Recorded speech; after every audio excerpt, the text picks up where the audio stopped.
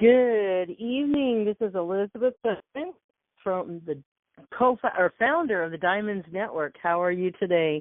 This Thursday, let's see what date it is, April 7th, 2016. And this is the Elizabeth and Candy show on every other Thursday. And Cynthia with the Astrology of the Now, Learning Who You Really Are, is on the other Thursdays with Marianne and Mare. So welcome, everybody, April 7th, 2016, and Elizabeth Candy Shop Show. And I'll be the one on the show tonight, and I'm starting early. Probably nobody's on. I'm starting early tonight because we're going to do some special things.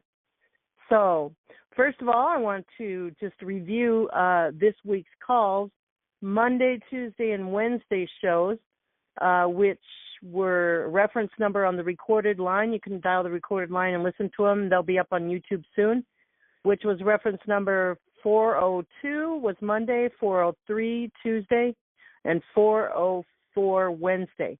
So tonight is 405 reference number. You need that to get into the recorded line.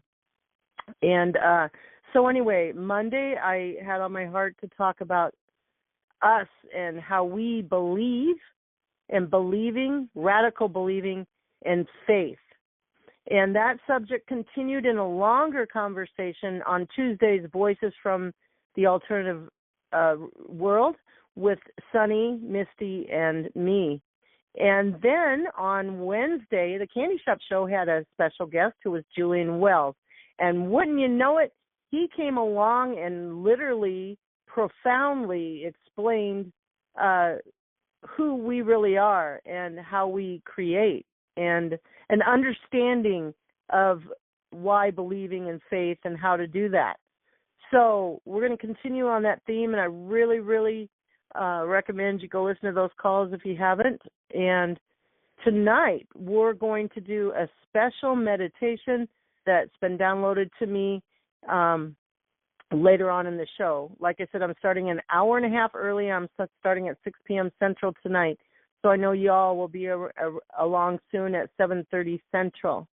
And so tonight, what I do on the Elizabeth Candy Shop Show is read from the book Sunshine Before the Dawn by Judy Satori. Now, this is a true story from our galactic brothers and sisters, certain ones, written with the hands of Judy Satori, and it's regarding our DNA and how they helped us with our DNA and the gifts that they gave us, and it's a very beautiful story, and it's synchronizing up every week. We read these chapters. This is kind of like where our hearts have been for the week, and it's just very beautiful, inspiring. So I've read already so far the prologue and through chapter 9. And tonight at 7:30, I'll read chapter 10 because that's where we're at. Chapter 10 is preparation. And the reason I'm starting early is I'm going to read now chapter 11 and chapter 12.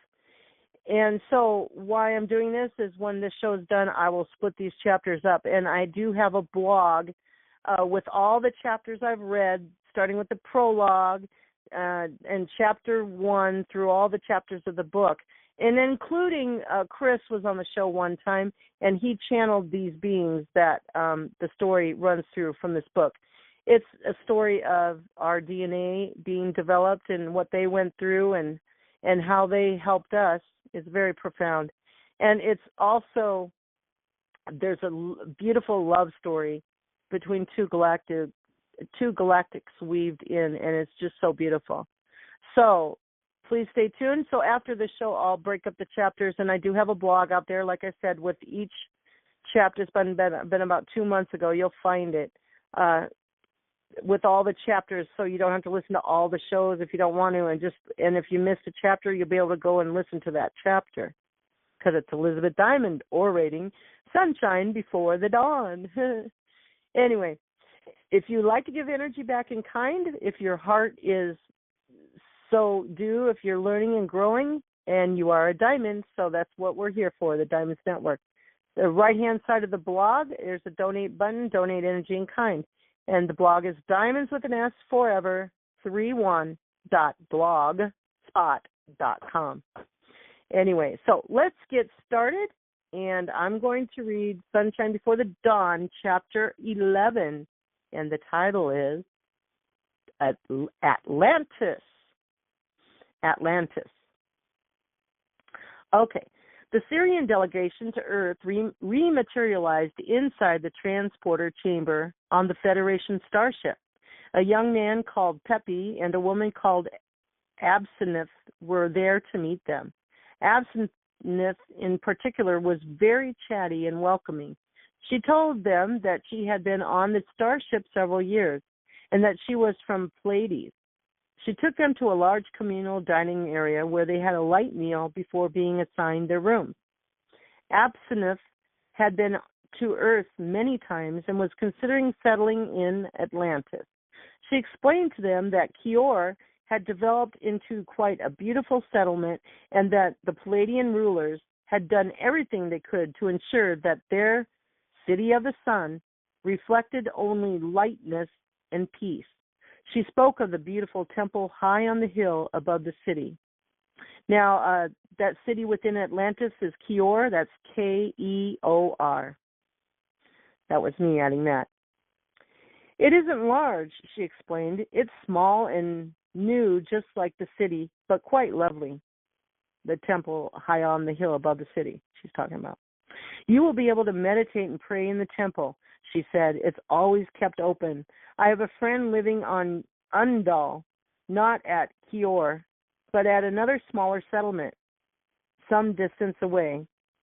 Undal is Undal. His name is Rafisa. He teaches the children. You would enjoy meeting the children who have been born on Atlantis. They are such beautiful souls, all of them choosing to be incarnated on Earth. They hold such wisdom and light. Essiana sat in silence, listening while Absinthe was speaking. She thought of the new little children of the Earth, of how brave they were, and of all that they were sacrificing. After a while, she decided to stop worrying and just trust. Everyone was tired now that the time to leave had finally come. They had all been very busy, and they needed a rest before the work on Earth began in earnest. Absinthe noticed their weariness. Oh, I am so sorry, she said. You must all be very tired and wish to sleep. Let me show you to your quarters. She led them along a narrow corridor lined with metal doors, each appearing the same, only numbered differently in universal language of the Star Nations. She paused before each doorway as she allocated the rooms. Here is your room, Essiana, she said. Essiana thanked her, said good night to the others, and pushed open the door. The room was dimly lit, the walls pale grayish blue with two round porthole-like windows above a bed covered in a soft gray gauze blanket. The room was simply furnished with only a writing desk and chair and a large round armchair. It was designed for practicality, but also, as Essiana noticed with relief, for comfort. She lay down on the bed, threw off her clothes, kicked off her shoes, and in a couple of minutes was fast asleep. When she awoke some time later, she looked out of the round windows and saw stars racing past at what seemed an incredibly fast speed. Absinthe had told them that even though the principle of dematerialization and rematerialization remained the same as when standing in the transporter, there was a time delay necessitated by the need for the starship to shift through many dimensions and realities, and then enter the third-dimensional gravitational fields of Earth. This made the transference of energy and matter not immediate, but a more gradual process. She had said it would take roughly 5 cosmic days for the journey to Earth. Essiana noticed on the timepiece by her bed that it was still early. The first deacon of the day had not yet begun. She went back to sleep.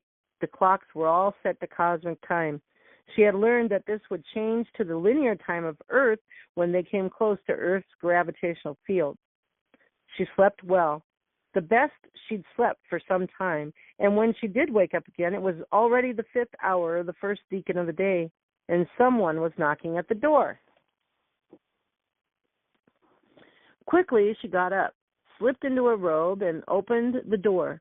A young woman stood there holding a large tray with fruit, slices of a grainy type of loaf, and a pot of what Essiana could smell was lemon tea. "Oh, thank you," she said to the young woman. "This is just what I need."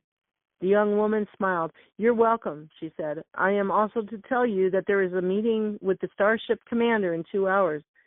Absinthe and Peppy will come to collect each of you." Carrying the tray, Essiana climbed back into bed and slowly ate her breakfast. It felt good to be here. She had never been on a Federation starship before. She had always traveled throughout the galaxy by transporter. She wondered how many people were on the ship. Hundreds, possibly thousands, she thought to herself.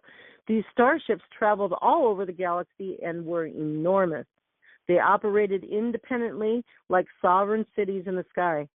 No one star nation held ownership of the Federation starships. They were operated and controlled by a committee made up of all the star nations.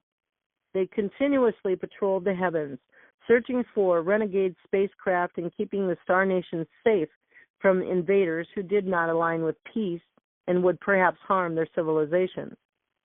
The Galactic Federation starships regularly made the journey to Earth, carrying people, materials, and support to the colonies from the parent stars of home. They were so huge that they had to dock in space outside Earth's gravitational fields and use smaller transfer craft to reach land. Essiana ate the bread slowly, savoring every bite. It was flavored with a spice she had not tasted before. She felt excited now, not drained, and she went over in her mind all the points she needed to discuss in the meeting with the starship commander. She had never met this man, but she had heard that he was from the star Vega, part of the Lyrian system. I wonder if he's like Mastiana, she thought. Mastiana's grandmother was from Vega. She dismissed the idea from her mind and hurried to dress. Absinthe and Peppy were prompt in collecting the group. They took them down corridors and up elevators to a large room at the top of the starship. Here, the commander is waiting for them. He was tall and slim with brown eyes and steel gray hair. He did not resemble Mastiana in the slightest. When he spoke, his voice resonated with the brisk assurance that they all warmed to immediately. "Thank you all for coming. My name is Commander Vashna." The commander spoke with a clipped accent in the universal language of the stars. He explained that he had been commander of the starship for a long time and was not even often able to return to Vega. He said that he wanted to brief them on the current conditions on Earth. Since the colony of Mu was established in the southern seas, there has been an influx of settlers from many of the star nations. We have had to be very vigilant with our patrols, as many beings not of peace and goodwill have also tried to infiltrate our defenses and get to Earth. As you know, a marauding band from outside our galaxy has been causing trouble to our friends from Kronos and others of the star nations, and all starship commanders of the Federation have had to be on watch for renegade craft. It's particularly difficult to protect our colonies on Earth, as the density of the third dimension there offers many places to hide. We're doing the best we can, but I want to warn you all to be on the lookout and to feel within in all situations and with all beings you might meet to determine whether they are aligned with truth. Osmius was listening intently. He glanced quickly at Essiana. He looked a little concerned. "Thank you for warning us, Commander Vashna," he said. "We will be alert and aware when we arrive on the Earth. we expect to go straight to Kior, the Atlantean city on the island of Undal, Undal. From there, we will travel to other places on the earth, but we are grateful for the warning. Can you tell us more so that we might understand any situations that could occur? Commander Vashna's face creased into a smile. It is not as bad as all that, he replied. I don't want to alarm any of you, but I do want you to be aware of possible dangers. What seems to be happening in many places on the Atlantean Islands and to a lesser extent on Mu is that positions of outside this galaxy, Mu is at positions of outside this galaxy and from the star regions of Alpha, Draconis, and Rigel, whose people are not as highly evolved in their consciousness. They have sought positions of power to further their own separatist desires and do not have the good of the people at heart. This is a problem, as the Earth is, in itself, a place of duality. Our colonists are holding a delicate balance as they seek to lift this planet into a greater light. We don't want beings who are not aligned with this way of thinking to dilute our positive energy with their own self-serving thoughts. I just want to warn you that some of the people you meet may not necessarily be like you.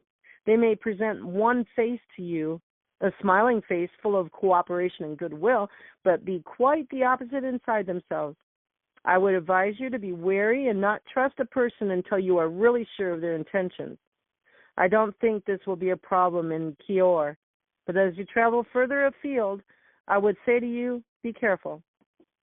In 12 deacons, we will arrive at our holding position close to the Earth's gravitational field. From there, you will transfer onto the small craft for your journey to Earth. This will not take long. You will be there in a short time. You will arrive on a hilltop near Kior on the Atlantean island of Undal, Undal. Meanwhile, I welcome you aboard this starship and wish you all an enjoyable journey. This ship is vast. It is like a small city, so you will have lots to do to pass the time. You are in good hands with Peppy and Absinthe to show you around. Thank you for your attention. Commander Vashna stood up, bowed slightly, and left the room. The days that followed were spent enjoying the many luxuries and amenities that the starship had to offer. The Syrians almost wished they could stay longer. It was such fun. Well, at least we go back to Sirius on the starship, chattered Christiana on the final day. We'll get to spend time here again, she said happily as she sat with Essiana in a long, narrow garden that ran the length of the starship. Although it was totally enclosed, it appeared open to the heavens. They could see the stars rushing by. It was very romantic. Yes, I really love it here too, replied Essiana. It's hard to believe that we are flying so fast. Only 2 deacons and then we'll be on Earth. I have to say I'm really excited now. I've so longed for this day. I think I'll go to my room and rest. I want to be fresh for our arrival. Christiana glanced up at her friend. She thought that Essiana looked much better and much more relaxed than she had seen her for a long time. On the return from Lyra, Essiana had been withdrawn and distant. She had looked pale, and Christiana had worried that the 12th dimensional density of the Lyrian vibration had been too taxing for her. Then she had remembered the place in the Emerald Hills. Etsos was its name, the small town with the pale blue stone buildings that Mastiana had shown them. She remembered watching Essiana and Mastiana standing together and sensing their deep connection. I am so glad to see Essiana looking better, she thought to herself. The trip to Earth will do her good. Early in the first deacon of the following day, the starship reached cruising speed and approached the pre-programmed coordinates just outside the gravitational fields of Earth. After a light meal, those who were to travel to Earth met together in a pressure chamber in which the 2 spacecraft used as landing craft were stored. Only one of the 2 craft was deployed, with the other craft on standby in case of difficulties. Once the passengers were safely aboard, the pilot began a verbal countdown. At the same time, At the same time, that a Merkaba field, a special type of a rotational energy field of light, was created around the landing craft. When all was in readiness, a pressure lock began to open the bottom of the starship, and the landing craft slipped out into space. Essiana could see the Earth from the craft's windows, a beautiful round orb of many colors. The orb grew closer and closer until she lost sight of its circular shape and could see only water and the spreading land mass approaching. After a short time, she could make out mountains and valleys as they flew even closer to the Earth. Now she could see buildings dotted across the landscape, and close by a large town encircled with 3 concentric bronze gold walls that glinted in the light of the Earth's sun, like a beacon to guide them. They did not fly directly toward the town, but turned inland toward a plateau that overlooked Kior from some distance away. Essiana could hear the sound of a powerful reverse thrust and a slight hiss and a sigh as the spacecraft glided smoothly and gently down and landed with barely a bump on the Earth. Waiting for them at the edge of a grassy field was a delegation from Kior, the Atlantean city of the sun. Among them was Ray's uncle. Ray was overjoyed to see him and could hardly wait to introduce his relative to the others from Sirius. There was a short speech of welcome. A reception in their honor was to take place the following day. They traveled to the Atlantean city in a rather strange type of conveyance. It was similar to Essiana's space mobile on Sirius, but it hovered much closer to the ground and seemed to glide with barely a sound as it moved quite quickly through lush tropical forests and on past orchards and rolling green fields toward the city of Kior. From a distance, Kior seemed to glow with a golden light. As they got closer, Essiana could see that this light was the reflection of the sun's rays off the metallic casing that covered the tall spire of the temple, high on a hill in the center of the town. Many other buildings that were obviously part of the temple complex and the administrative center of the town also reflected the sun's rays. The same bronze gold metal also covered the 3 tall, concentric walls that surrounded the city, the ones they had seen from the air. These walls were like 3 golden rings. They encircled the green water of a watercourse surrounding the outer walls of the city. Essiana caught her breath in excitement. She and the others were mesmerized by the scene unfolding before them. As they approached the city, they saw many people working in the fields, harvesting fruit and vegetables. The citizens of Kior laughed and waved and called out cries of welcome. Little children, caught up in all the excitement, ran alongside the hovering vehicles to take a closer look at the newcomers. As the hovering craft moved in through the first of the 3 golden gates, it glided gently to the ground, and they were asked by their host to disembark. A man stepped forward to greet them. This was Plegia, the Palladian king who had found Atlantis on behalf of the Star Nations. Plegia was a tall, spare man with very blonde hair and deep-set blue eyes. He wore a dark blue cloak embroidered with tiny silver stars and was carrying a long metal staff in his hand. I am honored to greet you, my Syrian friends, he said. Welcome to Kior, Atlantean city of the sun. We are all delighted that you have come, as we have heard much about your mission to assist the people of the earth. We will make all the resources of Atlantis available to you for your research and your travel. Here in Atlantis, we are from many star nations, but we all hold fast to the one truth, and that is love. We join in oneness with all who serve our Creator, God. Tomorrow we are to enjoy a meal together, but for now, I bid you welcome.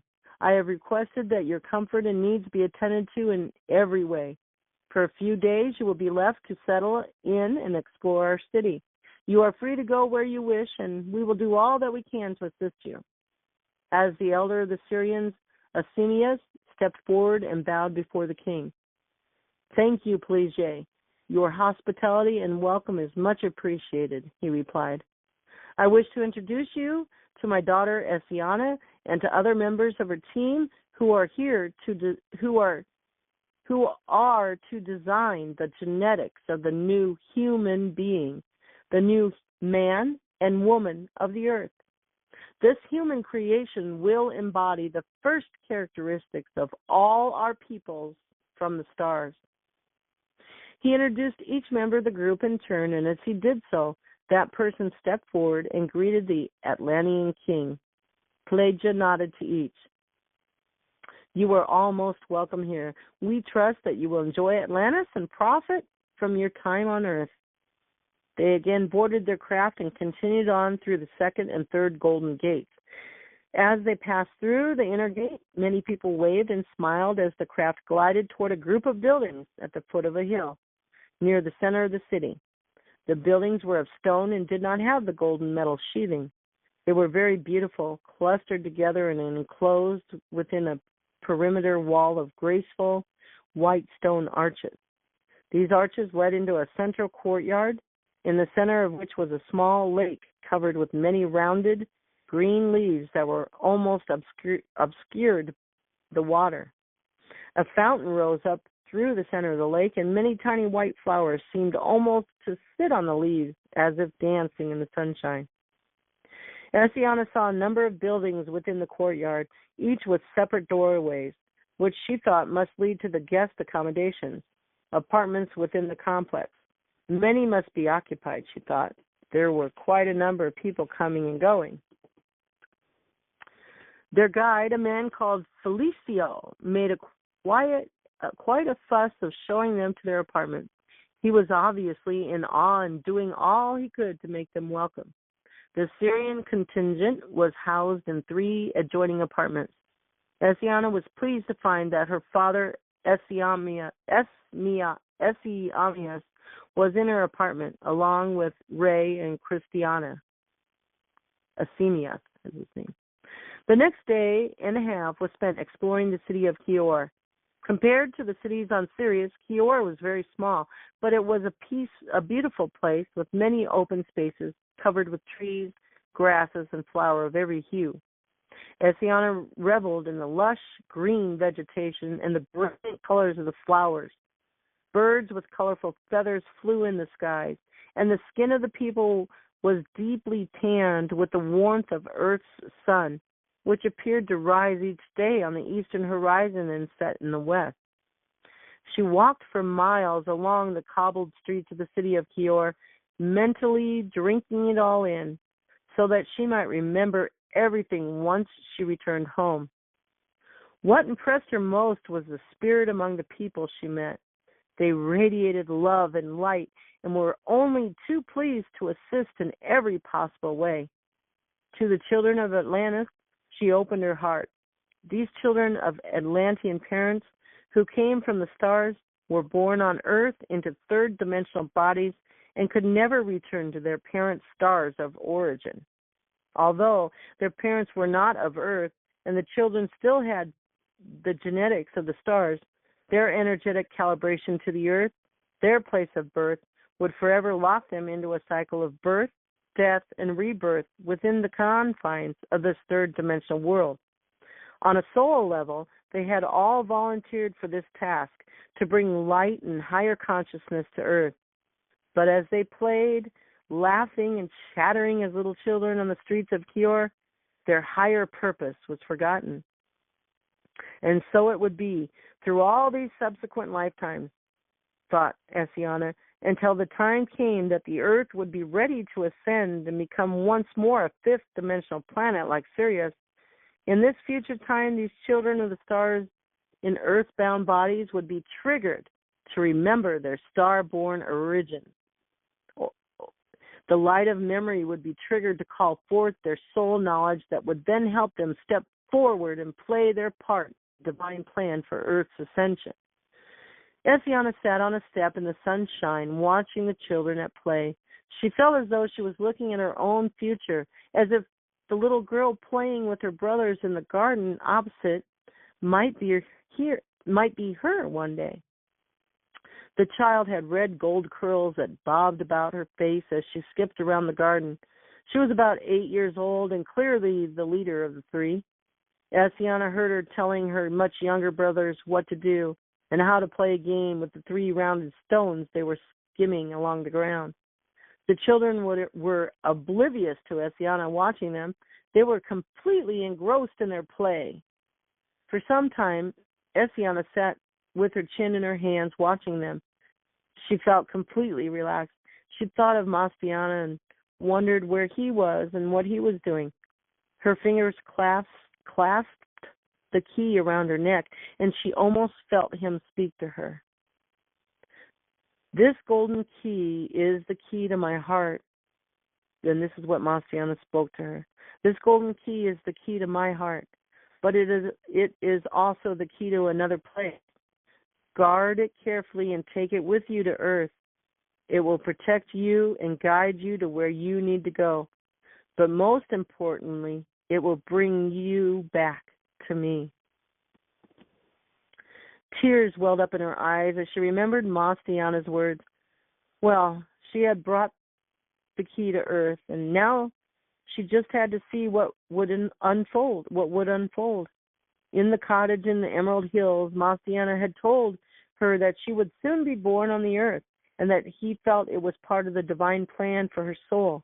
He had said that when the earth descended after the 4 great ages that were just beginning, he and many others would come from the stars to earth.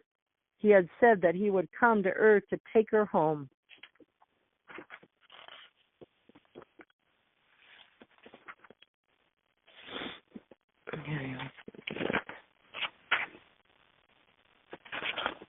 Right page. Okay. Now, she had the golden key, and it was supposed to unlock a door somewhere. Was it a door on Earth, she wondered? Did the key unlock a room somewhere here on the Earth? She had no idea. She just knew that when she held the key in her hands, she felt Mastiana's presence and his love, and that feeling warmed and supported her. That night, the Atlanteans held a celebration in honor of their Syrian visitors. The meal was held outside under the stars in an open area where many tables were laid out in neat rows. On a central circular dais, the ruler, Plegia, and other Atlantean dignitaries were seated along with their Syrian guests. The entire area was lit with thousands of lights, adding to the many stars in the night sky and brightening the dusk. After the meal, Plegia stood to speak. Friends and citizens of Kior, we are gathered here this night to honor and welcome a delegation from Sirius. This group of souls has come to Earth to study the races of this planet. Their purpose is to design a more empowered and an advanced type of being to inhabit the Earth. This being will be called the human, as Hu means of God. Hu means God, of God. This being will embody the best genetic characteristics of all the star nations within these lower heavenly worlds. This new human genetic design will be incorporated in our children who are to come, and slowly but surely will be integrated into the entire human race. You must understand that, as they are at present, our bloodlines are limited.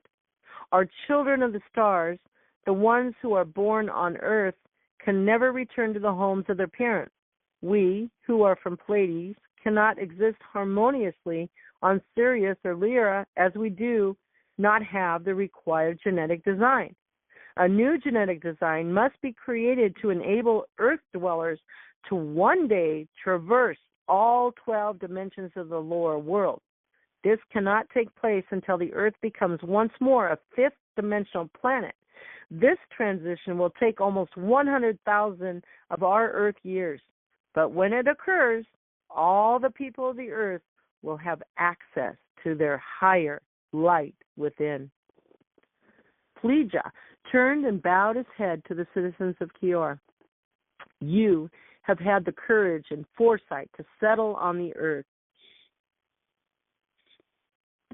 are paving the way for a new beginning for this entire galaxy.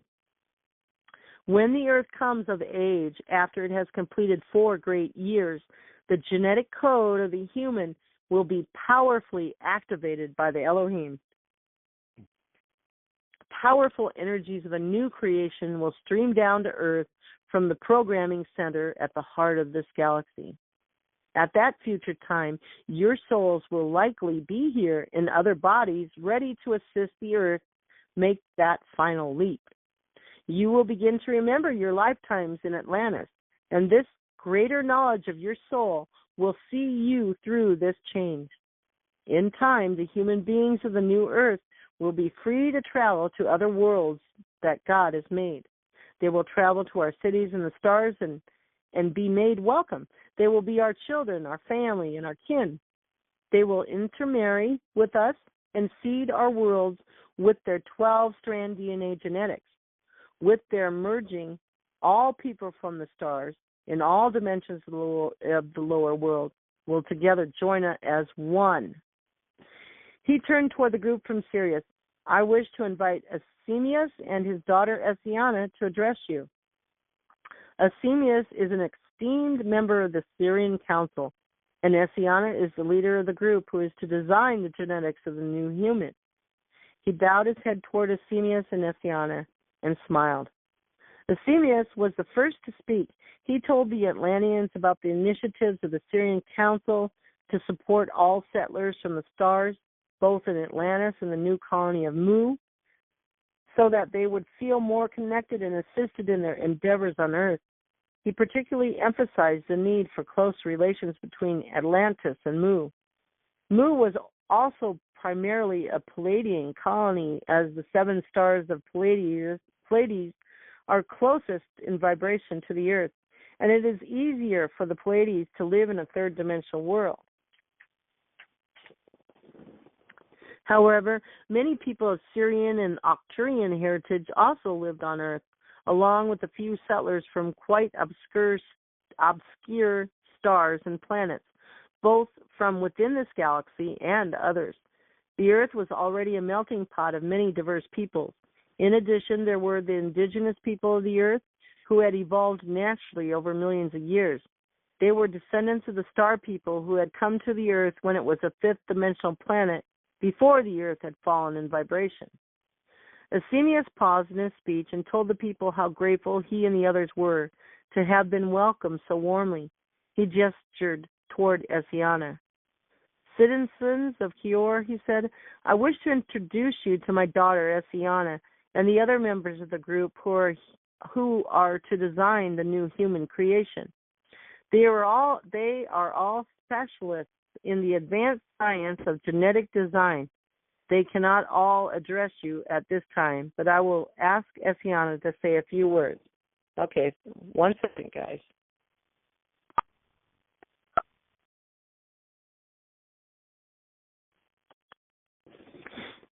Okay. Essiana stood up, walked to the center of the podium, smiled at Pleiades and the people sitting below, and began to speak. Honorable Pleiades, ruler of Atlantis, esteemed dignitaries of Atlantis, and citizens of Kior, she began. On behalf of all of us from Sirius, I want to thank you for the warmth of your welcome and for your hospitality. Tomorrow we begin our research on the genetics of the many divergent peoples of this planet. We will be beginning here on the island of Undal before traveling to other Atlantean lands and to Mu, the new colony in the southern seas. We will also take a random selection of DNA from the people of many other places on the Earth so that we can ensure that our human creation will be well adjusted for integration into the bloodline of all the people on this planet. It is likely that we will be here among you for quite some time until we are assured that we have assembled all the information we require. Then we will return to Sirius to join with the Elohim on the work of creation. This new type of human being will then be brought to the Earth to intermarry with your children and gradually become incorporated into the genetics of all the people of the Earth. For a long time, this 12-strand DNA genetic code will be only potential. But as your ruler Pleiades has said, when the time comes for the Earth to return to a fifth dimensional vibration, this energy of greater empowerment will be triggered. On behalf of all of us from Sirius, I thank you again for the warmth of your welcome and your support. From the corner of her eye, Essiana saw a man watching her intently. He had been seated among the other Atlantean dignitaries on the dais, and as she sat down, she moved toward her seat. Seeing him approach, Essiana's heart missed a beat. This man looked so much like Essiana. He could have been his twin. You see, one that noticed surprise with over 1,000 dancing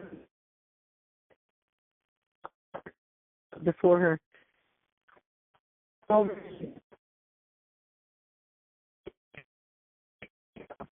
I pray you galaxy in the cosmos. I recently traveled to Lyra, and it was my surprise to meet a man. His name is Essiana, and that he is the senior delegate to the Council of the Galactic Federation. I told him I was on my way to Earth, and he asked me to present myself to you and give you his good wishes. Capriccio bent down to kiss Essiana's hand. His eyes searched her face intently, maybe for signs of emotion or recognition, but Essiana was so surprised that her face was blank. She struggled to find the words to acknowledge Capriccio, and then gave up and just said, "How is he? I miss him." Capriccio's eyes were blue, not jet black like Marciana's, but they were soft and sympathetic, as if he guessed at the true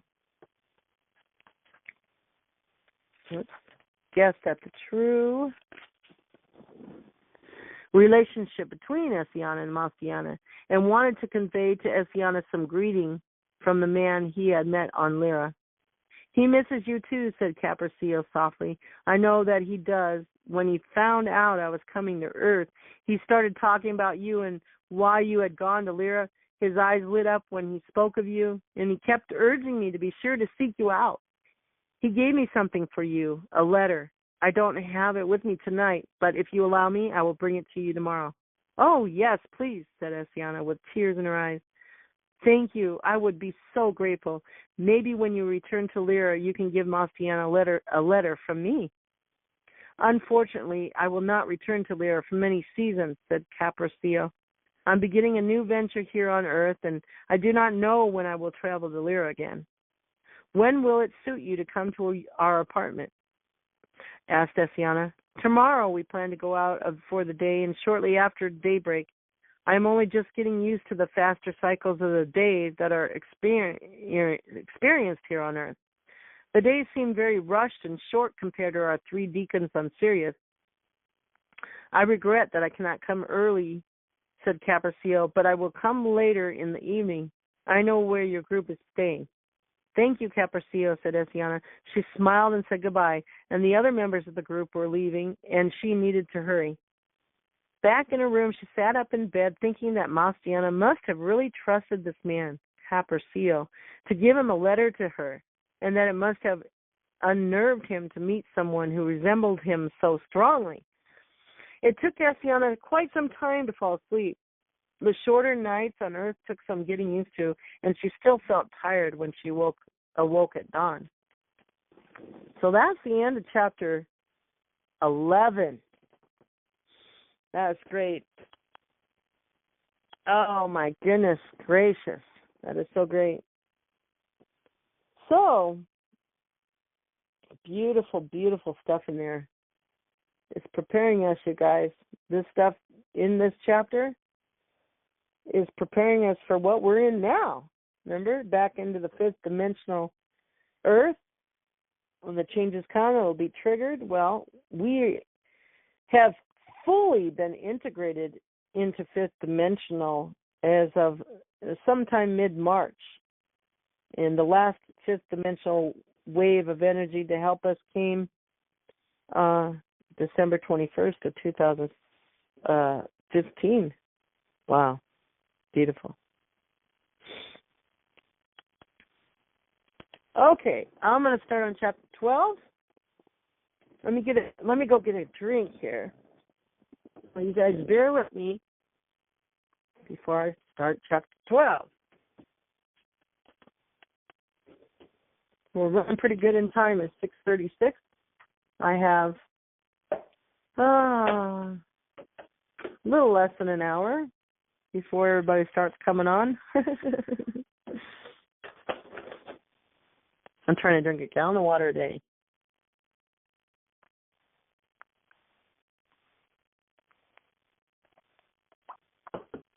And you hear me drinking, don't you?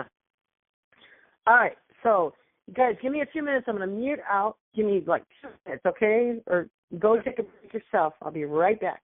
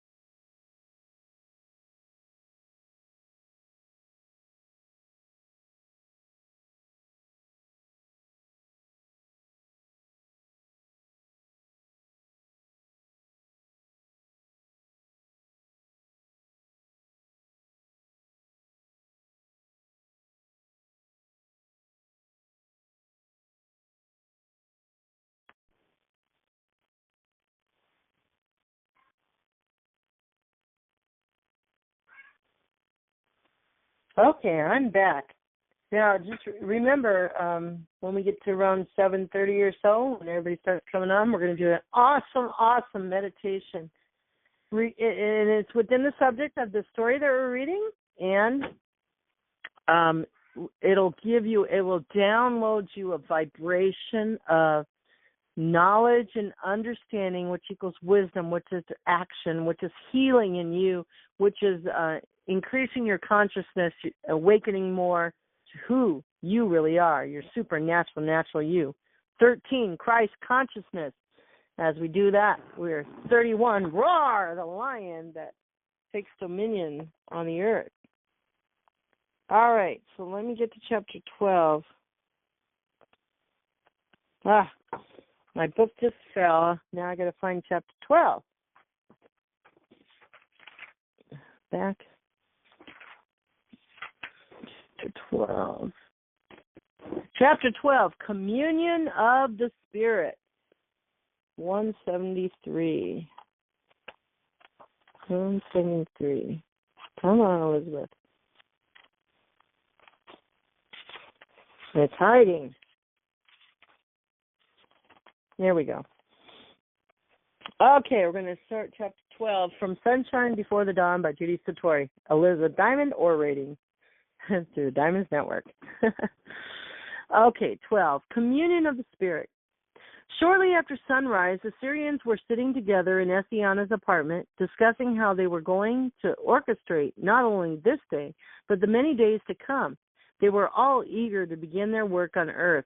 Asinius had other council business to attend to, so he would not be with them during the day, and he soon left.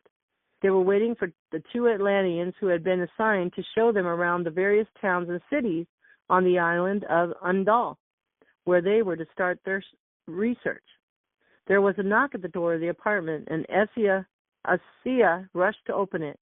Outside stood a man and a woman wearing the insignia of the Atlantean Council.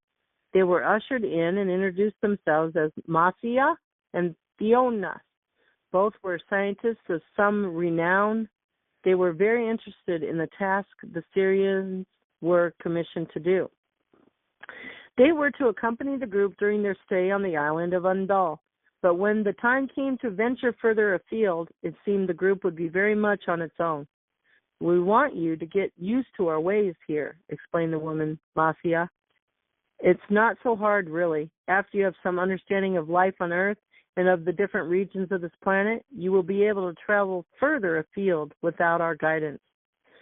We have organized for you to travel to various places on the Earth, and in each of these places we have asked people to meet you and assist you with your research.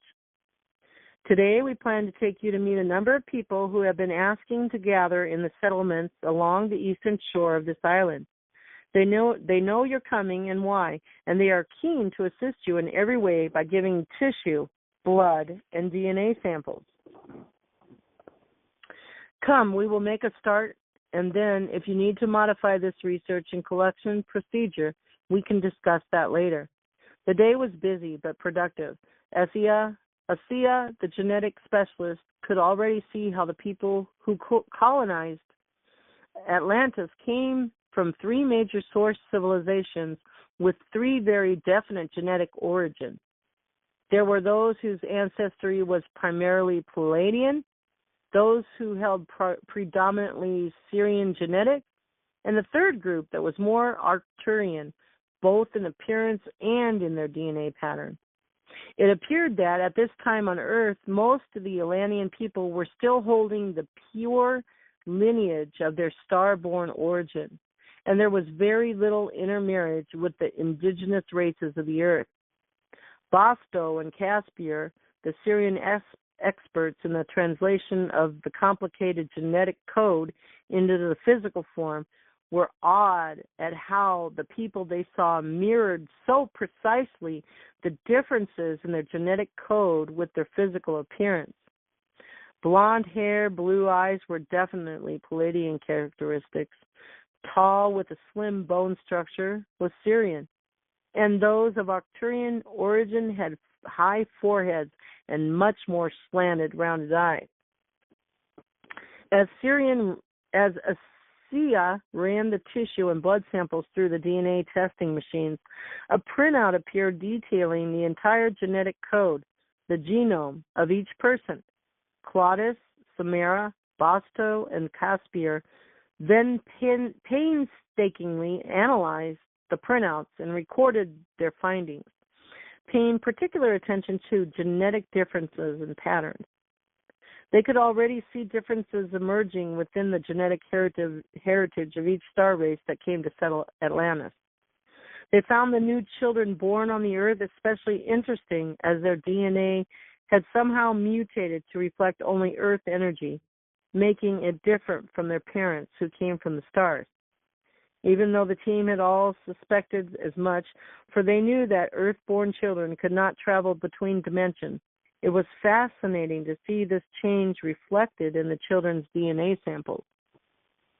I really think it is somehow to do with the intervention of the Elohim, said Ray.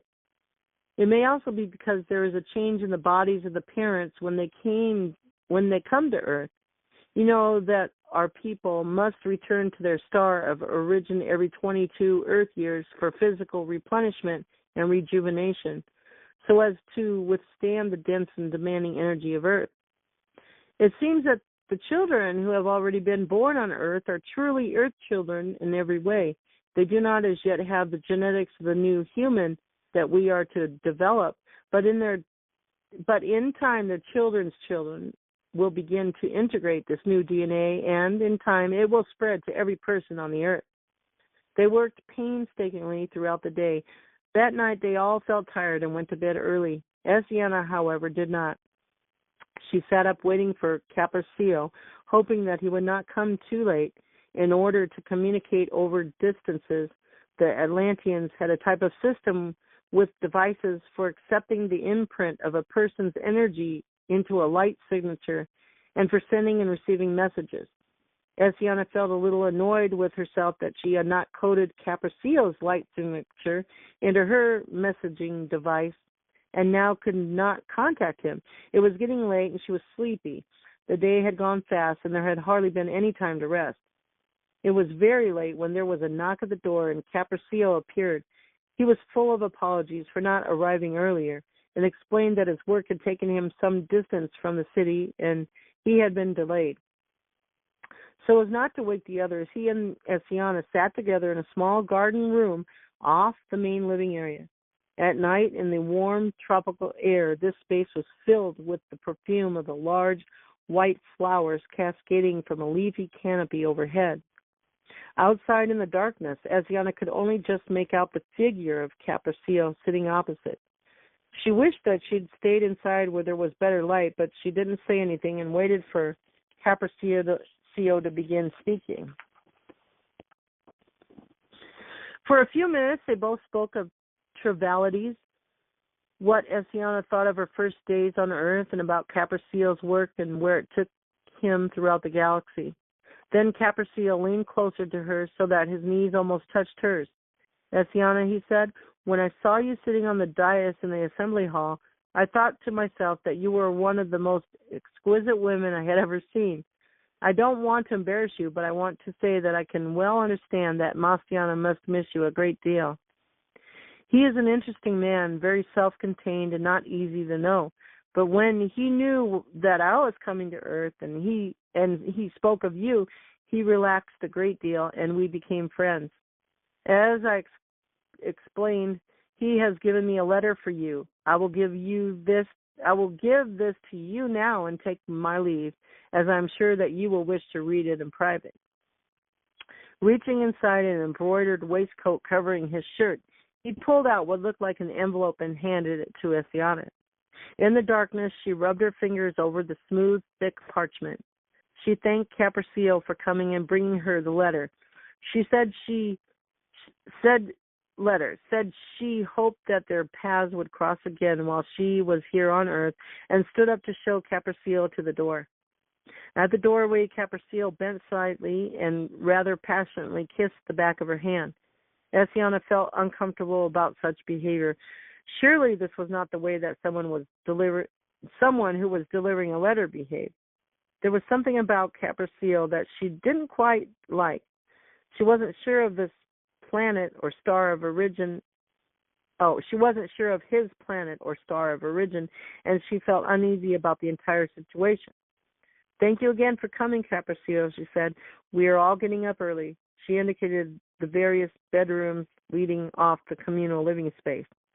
Capriccio bowed and left, and Essiana shut the door firmly behind him and pushed the bolt in the lock. She looked down at the envelope. She almost didn't want to open it now, hardly trusting something from Capriccio's hand, but the writing on the outside looked like Mastiana's. The envelope was also sealed, so she felt that Capriccio had no opportunity to read it. She couldn't resist reading Mastiana's message to her. She opened the envelope and 2 pages of creamy-colored parchment fell out. Mastiana had written several sentences on both pieces of parchment in the language of light, the universal language of the Star Nation. On the second page, there was also some kind of drawing. Essiana picked up the first page. To begin with, she struggled to read the words. Although she could speak the universal language of light fluently, it was not her native Syrian tongue, and reading it was another matter. There were 5 lines of writing in black ink in Mastiana's backward sloping hand. She painstakingly deciphered the words. By the time you receive this, I will be gone. Please don't worry. I will do as I have said. One day I will come to Earth to find you. I will take you home to your place within the stars. Remember that I love you, now and forever. Mastiana. Essiana hurried to her room to compare the writing style with the other notes that Mastiana had given her. She kept them with her always. Yes, the writing was identical, and as she examined more closely the intricate scrolling of the letters of the language of light, she knew that Capriccio could not have copied this. She knew this note had to have come from Mastiana. She felt anxious as she reread the first line. By the time you receive this, I will be gone. What did that mean? That Mastiana had gone from Lyra? Gone from his position as a leader of the Lyrian delegation?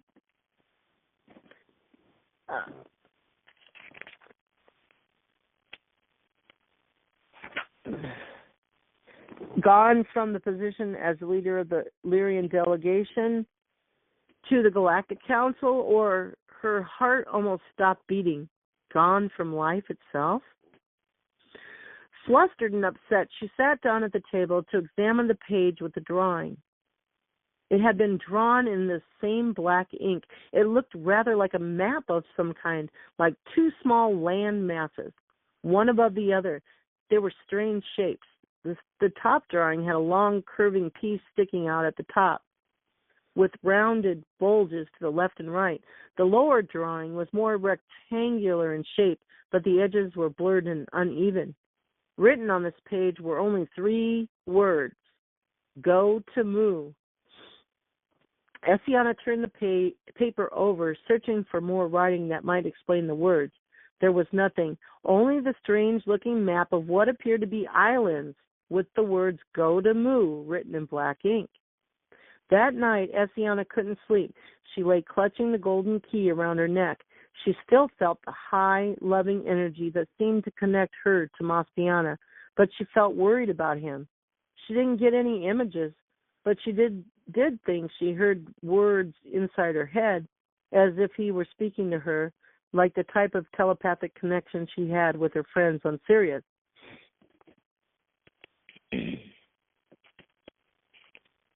Okay. In her mind, she kept hearing the words, do not be afraid. I am always with you. No harm will come to you. The words came over and over, and comforted by this, Essiana finally went to sleep.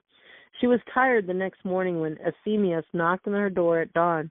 She didn't want to tell him about Caporcio or how she had come by the letter, so she said nothing and tucked both the letter and the map into a small inside enclosure of her shirt where they would be safe. Day after day, the group from Sirius labored together, gathering and analyzing DNA data. After 50 or so Earth days, they were ready to move further afield to a huge landmass quite far across the sea. Light ships from Atlantis were to take them to that large continent where they were to spend a few days in many different locations, moving quickly from one place to another. They were warned that this great continent was nothing like Atlantis, and that the people would probably be frightened by their coming. In some places, it was said the native people of the earth even behaved like the animals with whose skins they adorned themselves. They were told that they would have to subdue these people to do their testing, and so as not to cause alarm or retaliation. They were assigned 5 Atlantean men. It was the job of these men to subdue a few people for the time it would take for the Syrians to do random tissue, DNA, and blood sampling. They were to travel over a very large area, landing, locating a group of people, doing their research, and moving on. The Syrians were quite concerned that the native people should not be hurt or frightened. Oh, no, they will not remember, and they will not be harmed, said Mafia. She hastened to explain that the Atlanteans had an energy wand that wrapped a type of energy blanket around a person, causing them to sink slowly and easily into a deep sleep. When the person would wake up about an hour later, they would not remember anything that had happened. So you see, there will be no fear among the people, Marcion explained. We will put a dimensional shield around our light ship so that it will not be seen while in flight. You may choose where you wish to land. Only when you touch down on the earth will you be seen. If you land where there are a few people, and the men whom we send with you use the energy wands, the native people will not remember what they have seen. Essiana knew that an understanding of the genetics of the native people of the earth was vital. They were to design a human being who could be integrated into the DNA of all the earth's peoples. She knew that this was the only way they could get DNA and tissue samples. Even so, she did not particularly like the idea of having to subdue her research subjects. She shrugged her shoulders in frustration. Really, it was all rather more complicated than she had thought when the idea was discussed on Antares. But now it was a matter of seeing the job through and doing it well. For the next 20 days or so, they flew to several locations on the huge landmass far to the east of Atlantis. This was a place of mountains, deserts, and lush grassy plains. They were all rather relieved that they had the Atlantean men with the energy devices along with them, as they realized that they would never have got close enough to the inhabitants of these areas without them. The people ran in terror when they saw the light ship approach, scattering in all directions, and after a few days of this, the Syrians realized that they had to land at night and do their work with the people in the stillness of the early morning. They did their work primarily on people who were apart and alone, herding, hunting, or fishing. With their research, they noticed another interesting trend. Many of the people had the genetics of Aryan invaders, Aryan, Aryan invaders, who had come to the Earth just after the angelic rebellion and the descension of the planet from the fifth to the third dimension. These people were noticeably suffering from a type of malnutrition, as their bodies were not well adapted to the food sources of the Earth. They killed and ate animals for food and took the vibration of the animals into their bodies. Over many, many generations, this had served to diminish their connection with the resonance of their own souls and had created a disconnection from their inner truth and the still, small voice within. These people did not live and act from a place of unity. They lived and acted separately, even though in many areas they had grouped together in small bands for survival. They seemed to be motivated toward survival, the fulfillment of self, and the fulfillment of base desires. For 3 long months, the team from Sirius labored, going further to the east and then veering to the north. One day, Essiana was sitting on the ground near a clump of trees not far from her team members.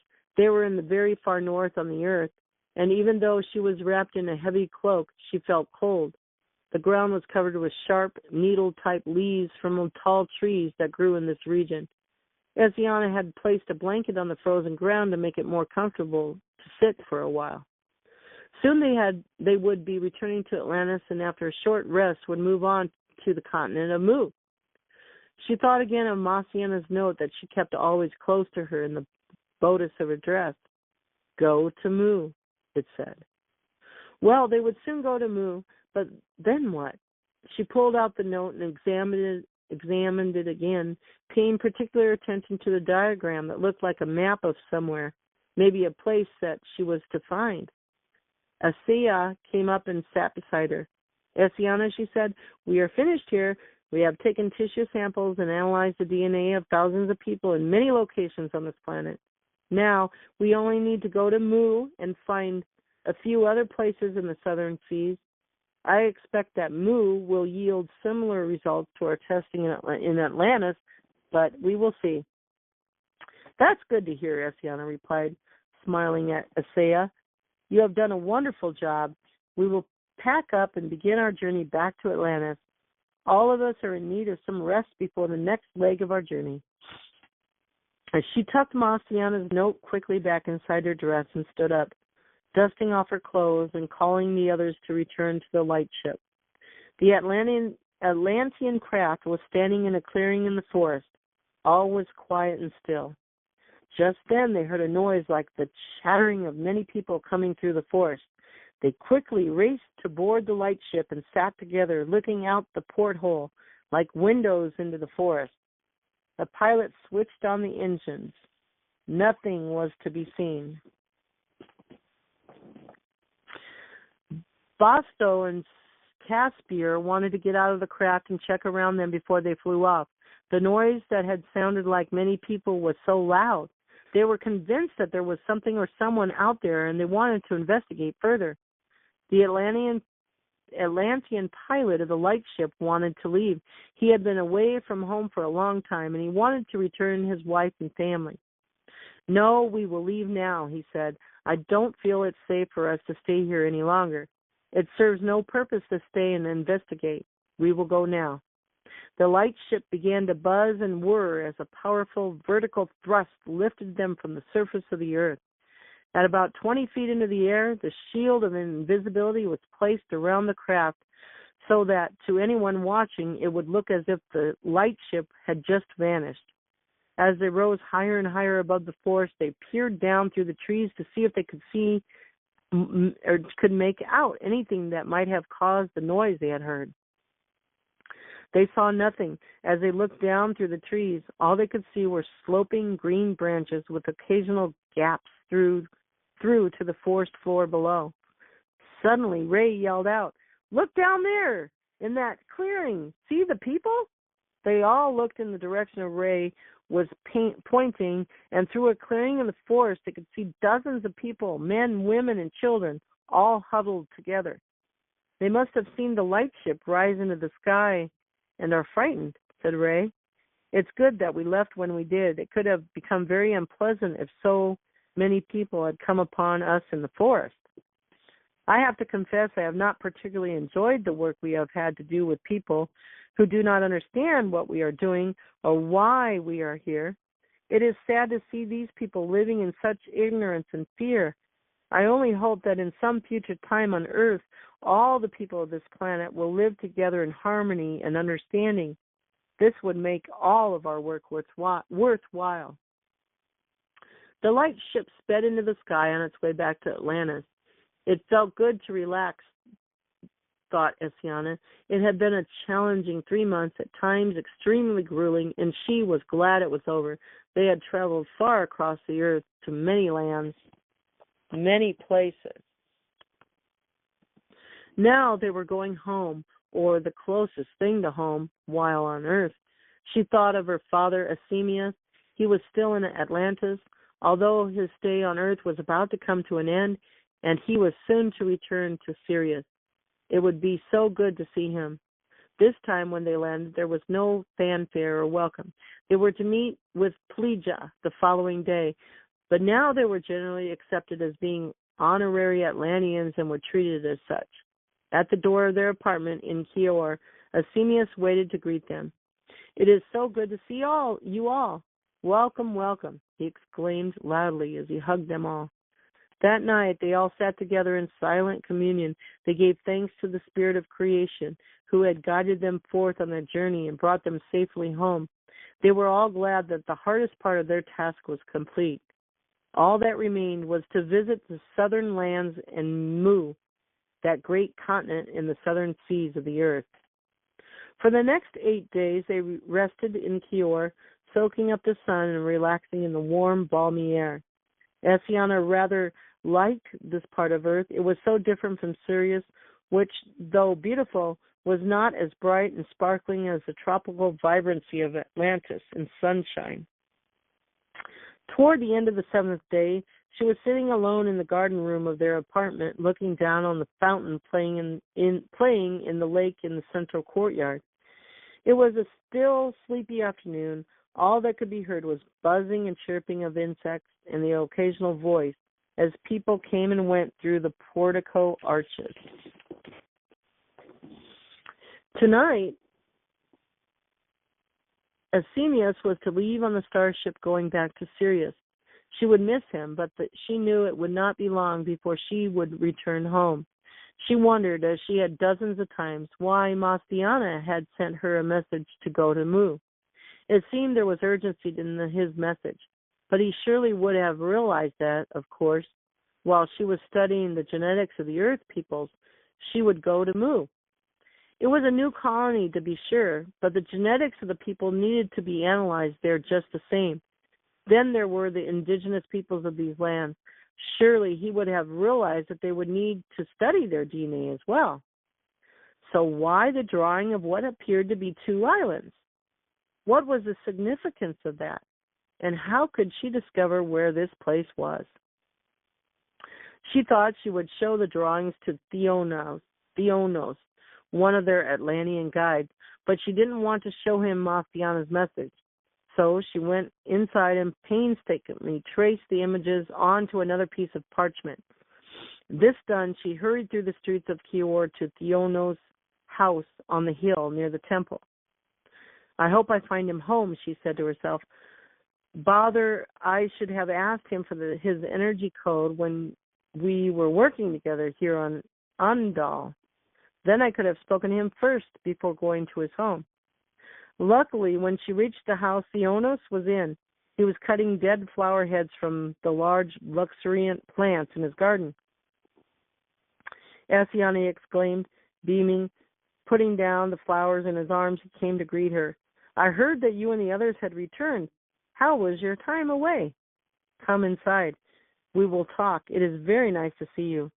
Theonos ushered Asiana inside the house and into a room painted bright pink filled with plants. It was light and airy and opened into the garden that Theonos was working in. Theonos lived alone. He had been born on Earth, one of 5 children born to Syrian parents who came to settle there. He had been married, but his wife had died several years earlier. He was sincerely pleased to see Asiana, as he was often alone and felt lonely. He went off to get her some refreshments, and as she waited, Asiana looked around the room. There was an aurora of peace and quiet, dramatic beauty here in the room, with all the green plants set against the pink color of the walls. Images of women with curly brown hair decorated the room. Asiana sensed that Theonos had loved his wife deeply and still missed her very much. Theonos came back into the room carrying a tray on which was some fruit neatly cut into sections. Her host had arranged the fruit on a sky blue plate along with a pitcher of juice. This used to be my wife's favorite room, he said to Asiana. Even though she died 5 years ago, I still miss her. I'm sure I always will. I am so sorry, replied Asiana. I can understand what it's like to miss someone you love. She told Theonos about her team's travels for the previous 3 months and tried to convey to him what the earth looked like far away from Atlantis. Theonos was very interested and told her that, although he had not been to these distant lands across the sea, he had been to Mu and would be pleased to give her some understanding of this second Palladian colony. Mu was founded by Pelagia's son-in-law and daughter. He explained it's a place of very high light vibration, as it is pure with the energy of the star nations and not such a melting pot of diversity as is Atlantis. In fact, I have been wondering whether I might settle there myself. I have a yearning to begin a new adventure. Here in Atlantis, I feel I have no more to contribute, but my knowledge and experience would be a good resource for Mu. It's Mu that I have come to talk with you about, said Asiana. We are to go there in 6 days, and I have many questions about this place. If you are willing to share your impressions and your stories of Mu, I would be most grateful. I would be happy to, said Theonos. When I visited Mu first, it was with my wife. She also had a fascination for the place.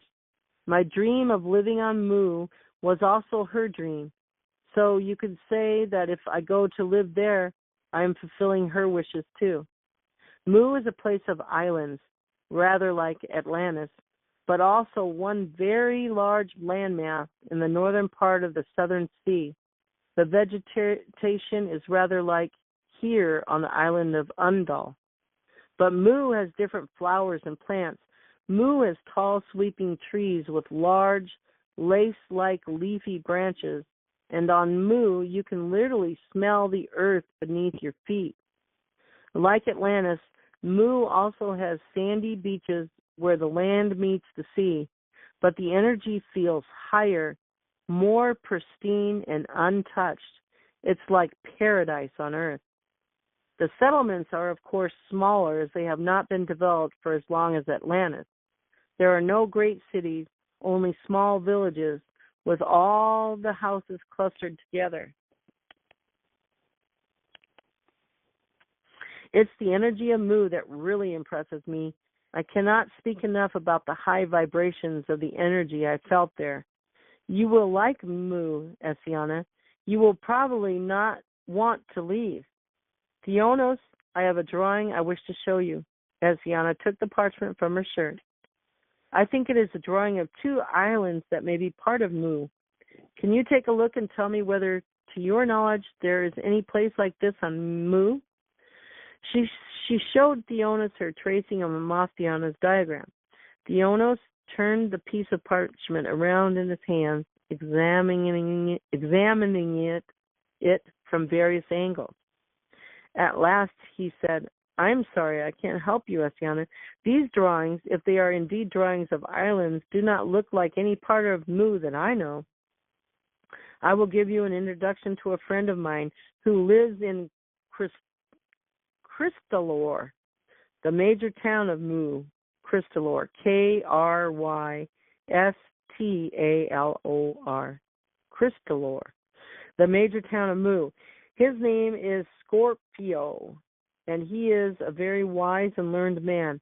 If these drawings are indeed supposed to represent a place on Mu, he would know. I will write him a letter now and ask him to help you. He left the room for a few minutes, and when he came back, he had a small package for Essiana. See, it is not sealed, said Theonis. It just explains who you are and how I know you, and asks Scorpio to help you if he can. I also have a gift for Scorpio. If you will take this with you, please. Of course, replied Essiana. Thank you, Theonis. Now I must go. It's dusk already, and my father, Asthenius, is to leave for Sirius tonight. I must hurry to say goodbye. Later that night, many of the Atlantean dignitaries and Phleja, the ruler of Atlantis, gathered to say farewell to Asthenius. The Syrian had become quite popular during his stay on Earth, and the members of the Atlantean Council were sorry to see him go. Essiana traveled with them to the transporter craft that was to take Asthenius to the starship that was waiting outside Earth's gravitational field. As Asthenius embarked, he hugged Essiana and wished her well. Don't forget to take many images of Mu, he said. I rather envy you going there. Keep safe, and we will meet again soon. So that's the end of Chapter 12, Sunshine Before the Dawn. It's titled Communion of the Spirit. So, let's see. It's still 7:13. I'm waiting for you guys, 7:13 p.m. on April 7th, 2016. I'm waiting for you guys to get on, and I will read Chapter 10, and then you can go back and listen to Chapter 11 and 12.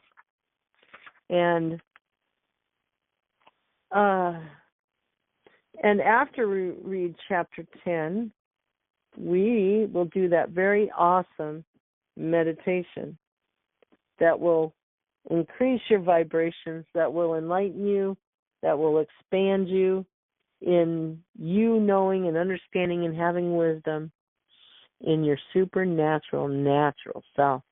So stay tuned. I am going to put myself on mute for a few minutes, and I'll be right back. I'll listen for you guys to ring the bells.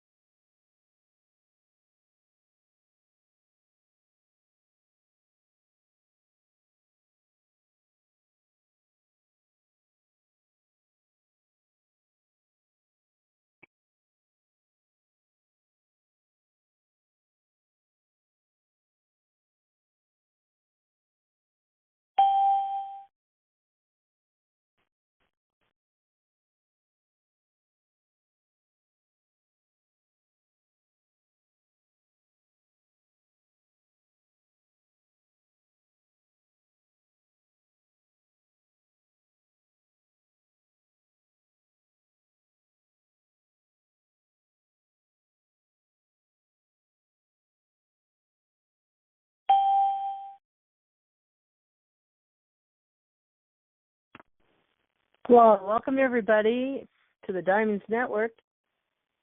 And hold on one second here. It's Elizabeth Diamond, the founder of Diamonds Network, and surprise, I've been on for an hour and a half. I just want to let you guys know that this is the Elizabeth Diamond and Candy Shop show every other Thursday. And I will be doing the show tonight. Candy's off doing something. And we're continuing to reading Sunshine Before the Dawn by Judy Satori, our galactic brothers and sisters that helped us with our DNA and gave us some of their gifts. And it's a beautiful story. But I've been on for the last hour and a half, and I've read chapter 11 and 12. So tonight we will read chapter 10, which that's where we're continuing with the book. And then right after the show, you can actually go on the recorded phone line until it gets uploaded to YouTube in about 3 or 4 days. But you can go on the recorded line, and that's 641-715-3836.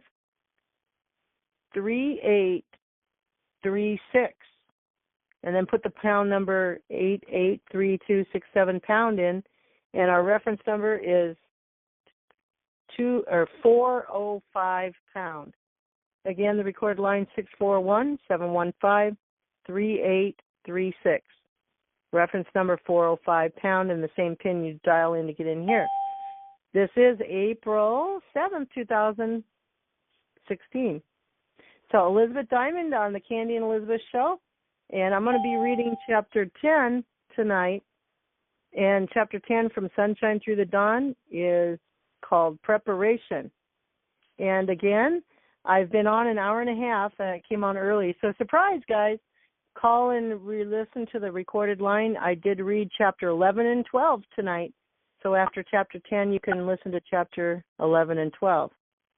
And before we get started, and then after we read chapter 10, it's going to be a pretty short call tonight. We're going to do an awesome meditation that came from heaven to me tonight regarding the subject I've been on my heart and that Julian Wells even profoundly expanded on last night.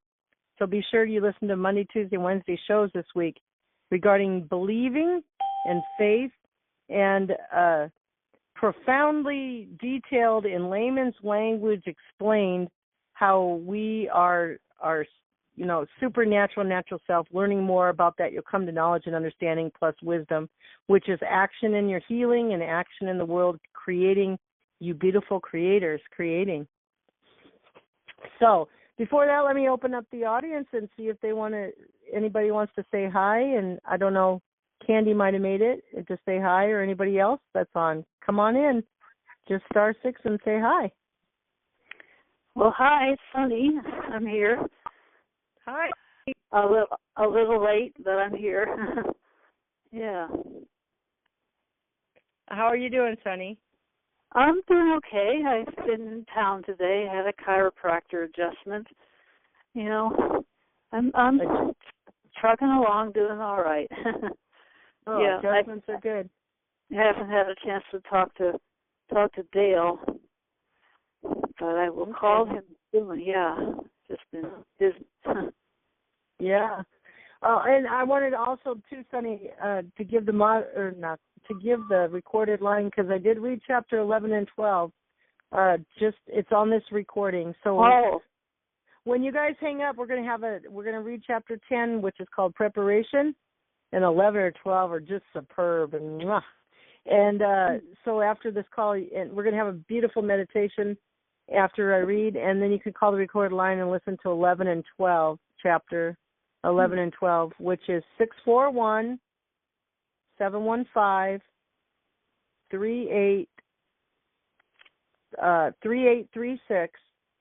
and the pin is the same as you dialed in here, 883267 pound, and the reference number 405 pound. Although if you go tonight or before we do Monday's show, you can, for reference number, you just push the pound sign, it'll come up. So you guys got something for the weekend to chew on. Anybody else want to say hi? Yeah, go ahead. Did you want to say something, Sunny? Oh, well, you recorded this ahead of time before. Pardon? So you say you recorded this ahead of time. I started recording at 6 p.m. tonight. Yeah. Oh, okay. I didn't announce it, so nobody knew. So I'm just telling everybody. Yeah. No, that's good.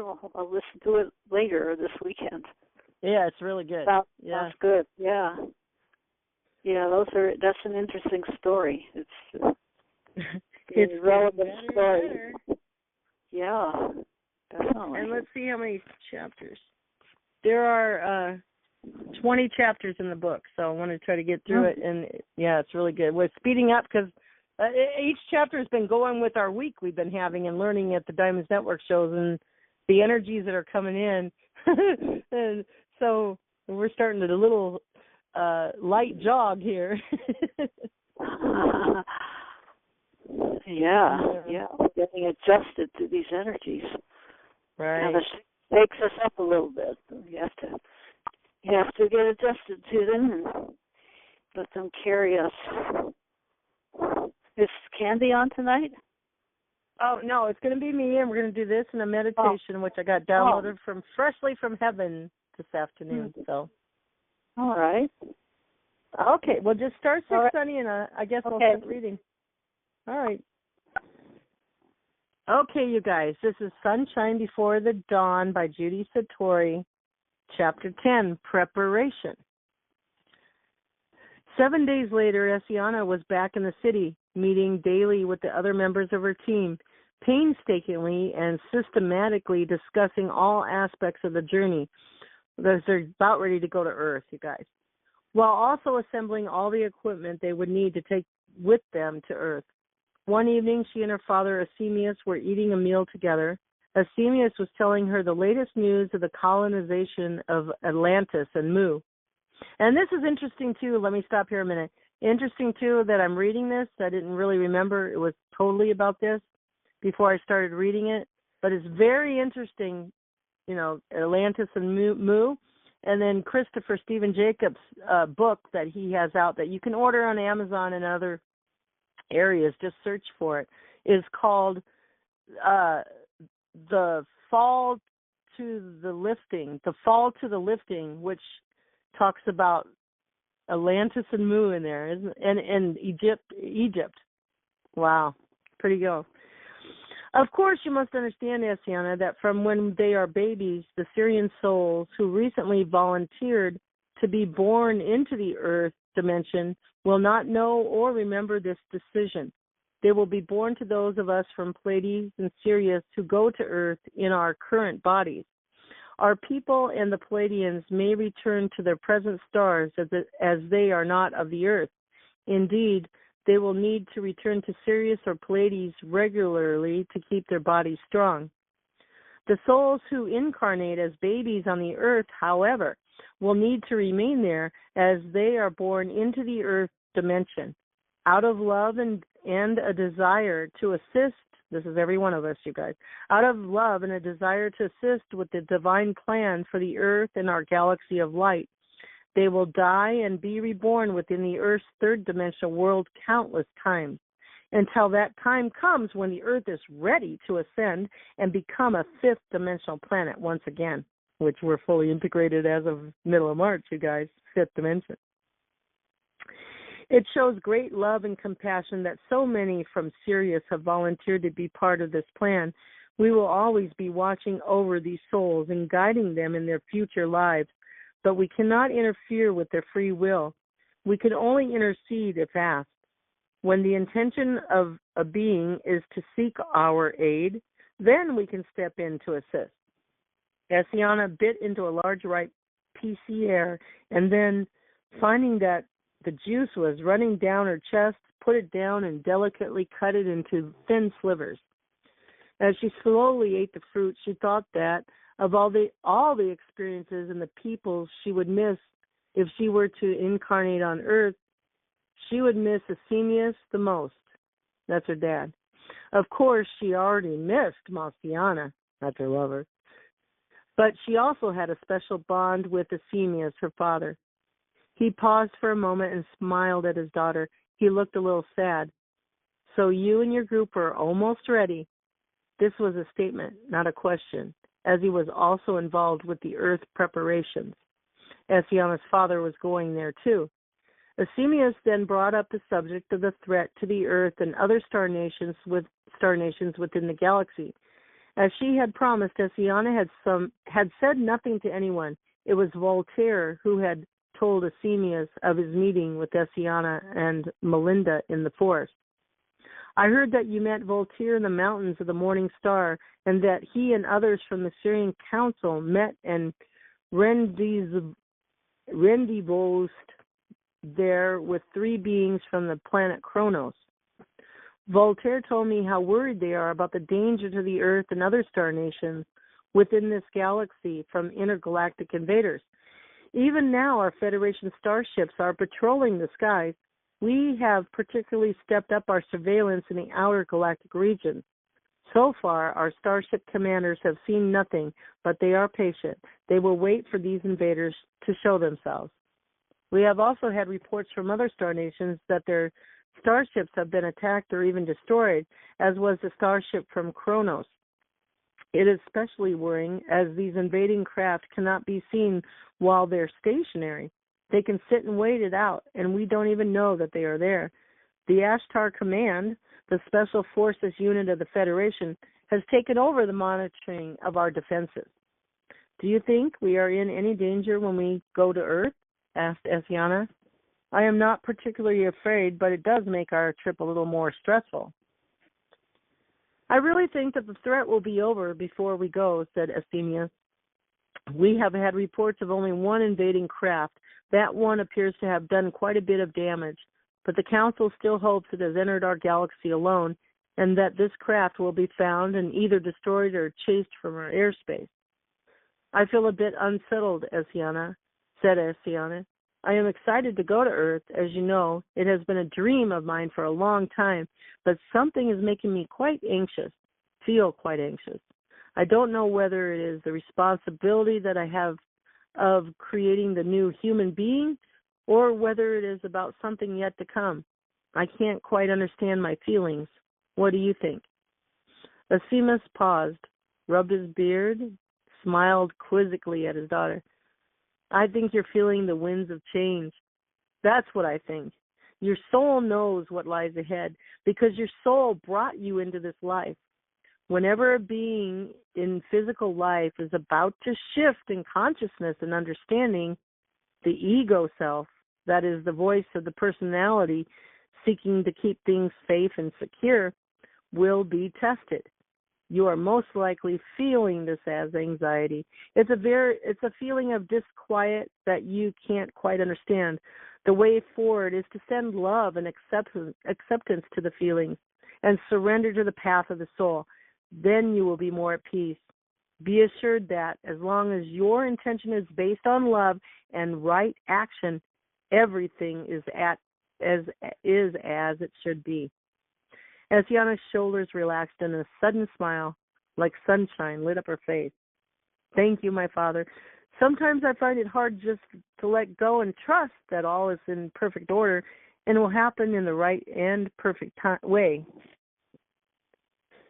We are to go in 21 deacons, all of us together on the next Federation starship going to the Earth. How much easier it would be if we could travel there in the interdimensional transporter, the same way we go to Lyra or Antares, but it will not operate within the third dimensional energy fields of the Earth. How strange it is that we need to be in a starship to approach Earth's gravitational field. Yes, said Asemius. It feels as though we are going backwards in time to before we even had such a thing as a transporter system. You could say that the starship itself is like a flying transporter station, only we won't know that we are flying between dimensions. It is to do with the angle of torque creating rotational torsion around the starship as we pass into the Earth's third dimensional envelope. The craft will suddenly dematerialize and disappear, and then rematerialize and reappear in another reality. It's a very precise calculation to do with astrophysics and light. Essiana yawned. I'm feeling tired and it's getting late. It's already well into the third deacon of the day. I'll go home as have much to do tomorrow. Our planning is proceeding well, but there's still a great deal to accomplish.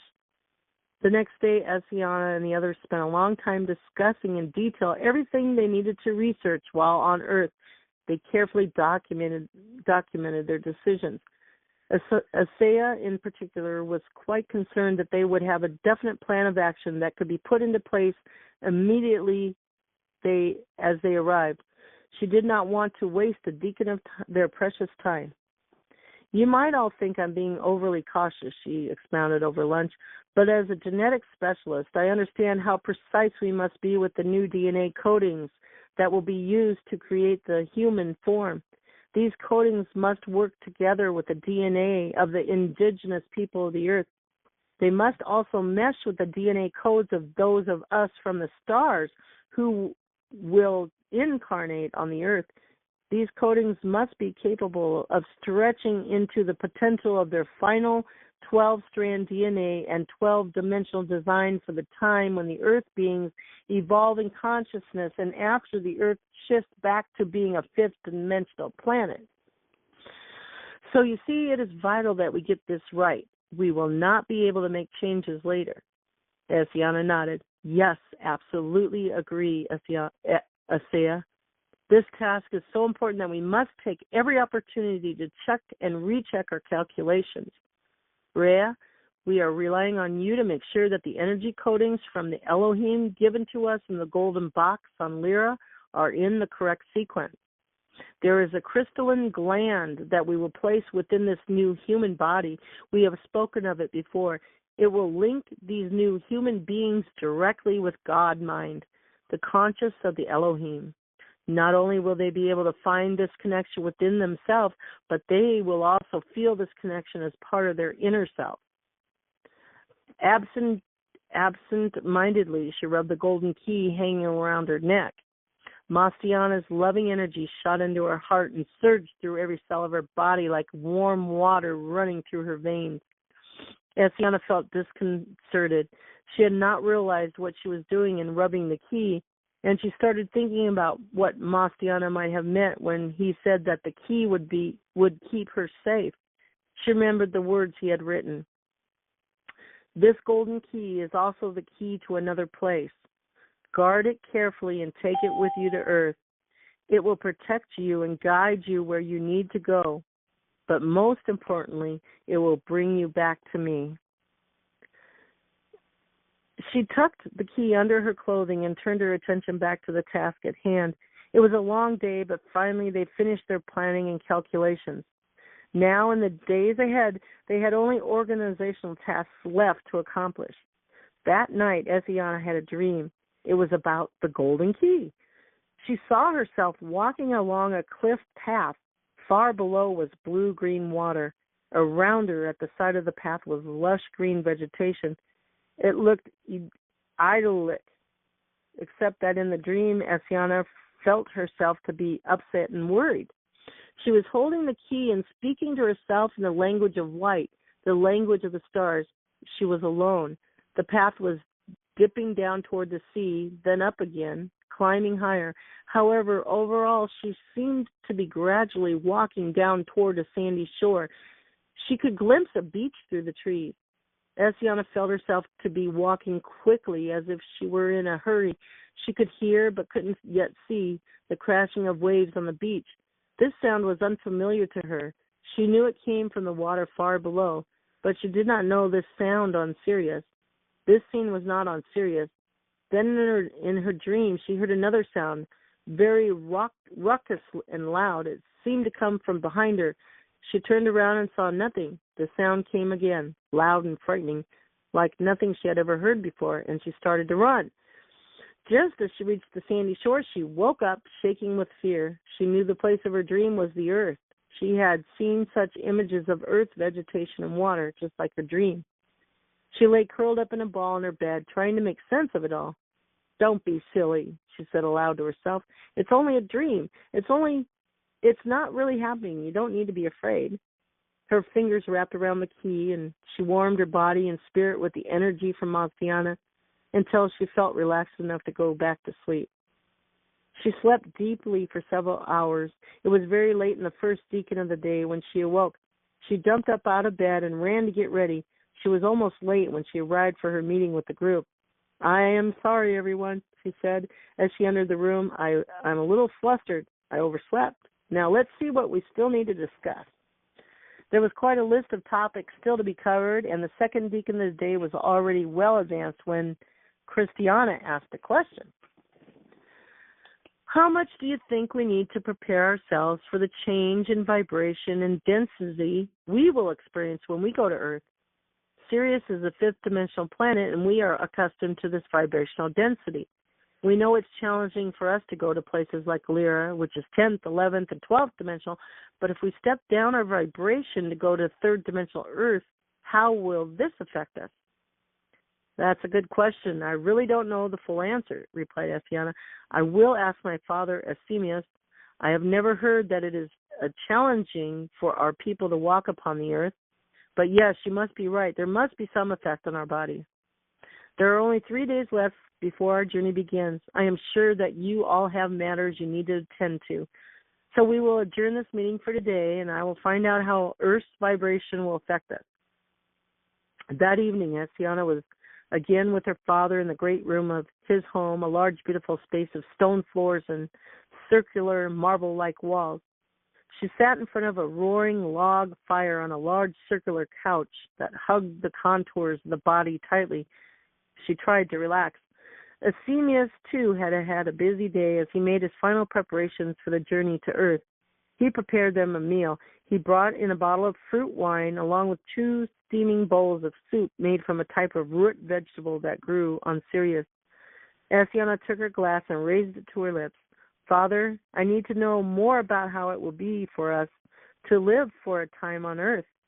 The members of my group are concerned about how our bodies will adapt to Earth's energy and vibration. When we went to Lyra, we had to prepare for that 12th dimensional environment by doing breathing exercises. What do we do to prepare for our stay on Earth?" Asemius smiled. "Essiana, you always make sure that no stone is left unturned and nothing is forgotten. I can assure you that for the relatively short time you will be on Earth, you and the others will be fine. There will be a slow but steady degrading of atomic structure of our bodies while on the Earth because of the gravitational force field around that planet and its relative density compared to Sirius. It takes some time before Earth's density and gravity affect our physical bodies and general well-being. This is why those from Pleiades, Sirius, and other star civilizations who go to colonize the Earth in Atlantis and Mu need to return every 22 Earth years to recharge their energies on their stars of origin. As I explained last night, souls who are born on Earth will not need to do this, as their bodies will be adapted from birth Earth energy. But they also won't be able to travel back to our higher dimensional worlds while the Earth is still third dimensional. They will be required to remain on the Earth, living out many, many lifetimes until such time as the Earth is ready to ascend once more in consciousness and vibration. Then these children of the stars will be free to join with us once more. That's why we galactalize, guys. Together we will become one nation, one people of light throughout this galaxy, living in all these very dimensional worlds that God, the creator of all, has made. He put his arms around his daughter and hugged her tightly. "Little one, you are as wound up as a spring ready to snap. You should relax more and trust that all is well." Essiana buried her head into her father's shoulder and sobbed. The trip to Lyra, becoming so close to Diana, and then having to say goodbye, and the responsibility she felt in leading the group who were to design the new human being had all taken a toll on her physically and emotionally. She looked pale and thin. Asemius had noticed fine lines around her eyes that had not been there before, and he was worried about her. When she had arrived back on Sirius from Lyra, she had changed, as though she was trying to keep busy so as not to feel some kind of pain. Maybe it is too much for her to go to Earth right now, he wondered. Maybe the responsibilities she has taken on are too great. He gently stroked Essiana's hair and waited for her to stop crying.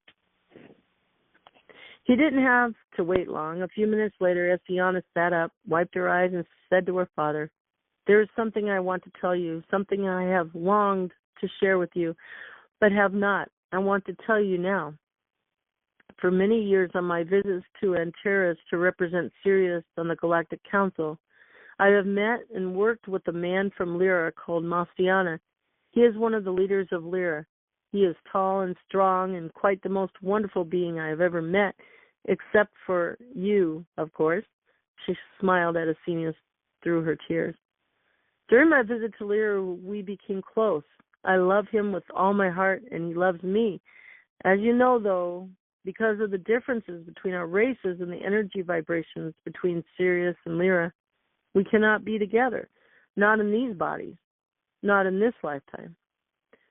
When I left Lyra, he gave me a gift, a golden key. She pulled the key out from around her neck.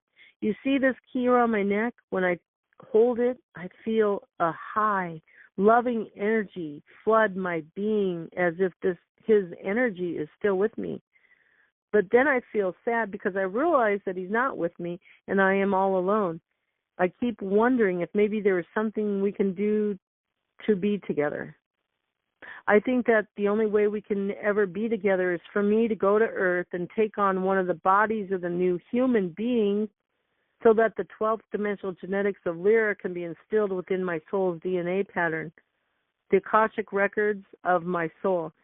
In this way, when the Earth ascends and becomes a fifth dimensional planet again, my body will be able to ascend with the Earth. When that time comes, I will perhaps be able to travel back to Lyra, like all beings in these worlds that range between being fifth and 12th dimensional. I came at one time through the Lyran Stargate, but my lifetimes on fifth dimensional Sirius have made it impossible for me to ascend directly. It is only by taking into my physical body the genetics of Lyra through the potential of the 12th strand DNA that we will prepare for humans that I will be able to do this. Father, I confess I'm a little afraid to go to Earth. Last night I had a dream that affected me greatly. I was running down a path toward water, the large body of water that I have seen in images of the Earth, and something or someone was behind me, chasing me. There was a loud sound, very frightening, and I woke up trembling with fear. I also don't want to leave you in my life here, but I know that this time is coming. I feel it. Asinius gently held Essiana's hands in his and looked into her eyes. Essiana, I will never truly be apart from you. We never lose those whom we love through distance or physical death. The love that we feel for one another will join us together through all time. One day in another life, we will reconnect. This is the way and the law of life. I will remain on Sirius. My place is here, but I will always be guiding and protecting you in your future lifetimes to come. Don't be afraid. You have so much to do on the earth. God's plan for you is different from mine. The entire focus of your soul is to assist others in their paths of unfoldment. So you will go to Earth because this is where you are most needed. I understand and I feel this to be true, said Essiana. I will try to be strong, but one day I will come back here to Sirius. One day I want to be able to live freely and easily in all our worlds, to be equally at ease on Pleiades, Arcturus, or Lyra, because my DNA will embody all of these genetic codes. And so it will be, said Asinius. So it will be. In his eyes, Essiana saw such love and understanding, and she also saw truth. Later that night, back in her own home, Essiana had another dream. In this one, she was an old woman. Her hands were wrinkled and thin, and her face was deeply lined. She saw herself sitting inside a cave in the mountains. Others were with her, and she felt that they were hiding from someone or something. Around her in the cave, she saw children sleeping. A little group of 4 adults, 2 men and 2 women, were talking anxiously, huddled together in the flickering light of candles placed in sconces on the cave walls. One of the young men came toward her. Mother, I have to go now, he said. Please take care of the children and keep them from harm. I pray that we will return, but somehow I don't think so. When we are gone, take the children down into the valley. Piers will help you. He is the eldest. He understands and he knows what to do. I pray that by our sacrifice, you and the children would be kept safe. They are searching for us everywhere, and soon will find us. The only way we can save the children is to give ourselves up. Yeshua taught us that the way is through love, not hatred. These people hate us. They need to see that we are not afraid of them and that we act from love. This is the greatest demonstration of our faith that we can make. Essiana saw herself as the old woman take the hands of the young man and hold them for a moment. Then she stood up and walked to the entrance of the cave. She prayed for a time with the men and women who were leaving, and as the sun rose over the mountains, she watched them set out for the valley below, striding out with quick backward glances and waves as they disappeared down the mountainside. The old woman was left alone with the sleeping children. A young boy about 10 years old awoke and came to her side. The boy's father had told him that he would have to leave, and the boy was trying to be brave, but in the candlelight she saw tears in his eyes. She saw herself as the old woman putting her arms around the boy and pulling him close to her. When Essiana woke up in the morning, the dream was still vivid in her mind. She could almost feel herself as the old woman hiding in the cave, and her heart went out to this woman whom she felt she was yet to become. She felt certain her dream was of the earth, perhaps of a lifetime she might one day have there. And she wondered at such tricks of time and space and how she could see such vivid images of a future that had not yet occurred. Unable to process its meaning further, she pushed the dream away from her. For the next 2 days, Essiana and her team were busy. They still had much to attend to, but on the third day they were ready. It was the beginning of the third deacon of that day when the group destined for Earth gathered together to begin their journey. Because the starship of the Galactic Federation were so huge, like vast traveling cities in space, it was the practice for them to stay in space, either in motion or docked quietly. So Essiana, Asimus, and the others had to travel to the starship the same way they had traveled to Lyra via the transporter station. A number of people came to see them off, among them Essiana's friend Melinda. She seemed flustered as she bustled up to Essiana and gave her a hug. "How exciting, Essiana. I almost wish I was coming too," she said. "I know that you will have so much work to do, but I do hope that you enjoy yourself and get to explore as much of the earth as you can." "Yes, I hope so too," said Essiana.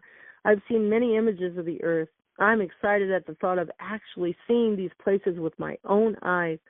We are to begin our visit at Kior, the major town of Atlantis, on an island called Undal, UNDAL. Afterwards, we'll travel to other places to work with as many of the native people of the earth as we can, ensuring that the genetic code of the human being we design will mesh perfectly with them." "How long do you expect to be gone?" asked Melinda. "Several months," said Essiana. "There is no fixed time frame. We will take as long as we need to do the work." She saw her father standing up and beckoning. She put her arms around her friend and hugged her. "Thank you so much for coming to say goodbye, Melinda. I see I have to go. I will bring you back a little souvenir from Earth." Essiana picked up her bag of clothing and other belongings she was taking with her and walked with the others into the transporter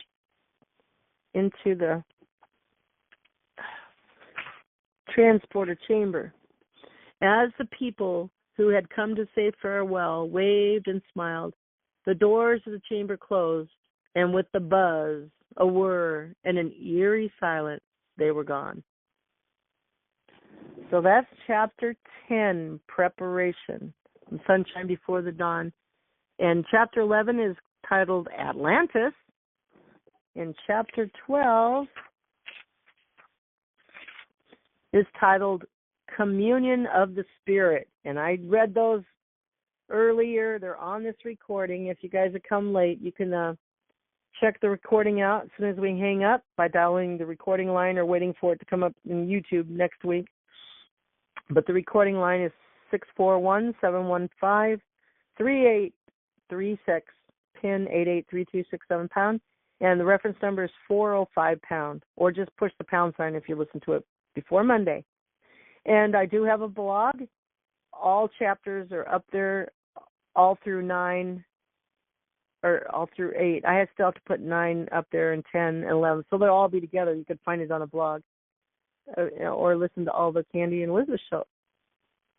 So, like I said, we're going to do an awesome meditation I got downloaded today, and that has to do with the subject I've been on, journey I've been on this week. You heard some on the Monday show about believe, and faith, and we had an awesome discussion on the Tuesday show with Misty, Sunny, and me regarding that same subject. And then on Wednesday, Julian Wells was a guest, and he profoundly explained our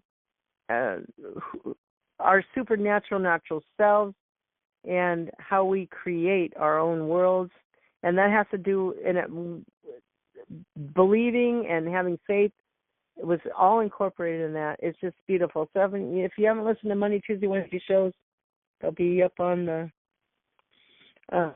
YouTube soon, or you can listen to the recorded line, and those are reference number 402, 403, 405. All right, let me take a little break, and then we're going to start a meditation. Probably will take, what time is it? Probably a 15-minute meditation, which I got from heaven. I'm excited. And let's take a break. Anybody want to come on and say hi? Have any questions?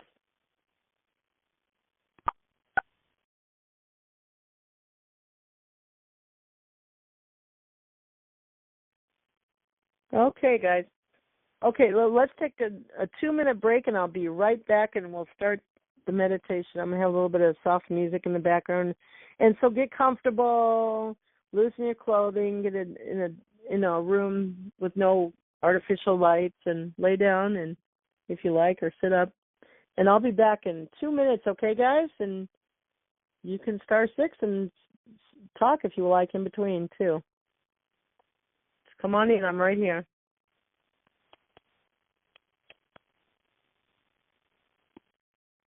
I'll be right back.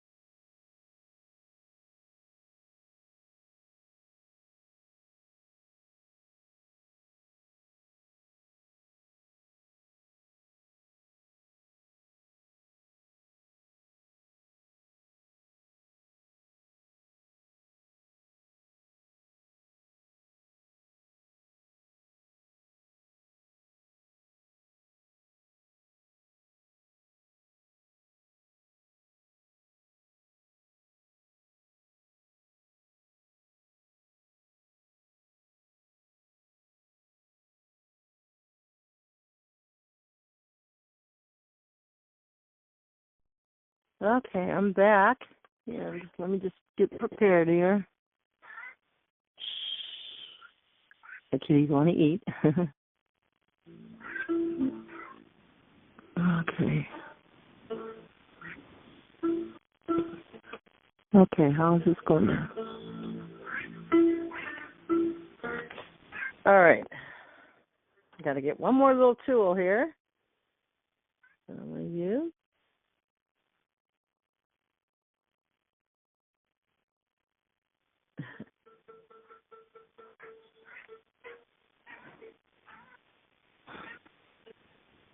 I'm getting there. Okay.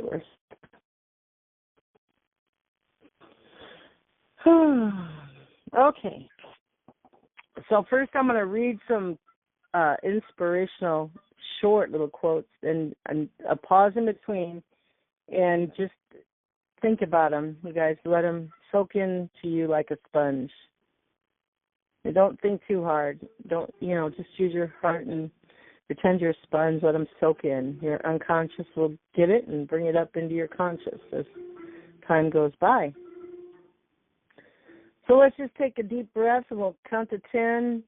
As you breathe in, hold till 10, and breathe out till 10. Let's do 2 of those breaths. Give you a couple minutes. Just take your time. Get in a comfortable space. So breathe in to the count of 10, and do that twice.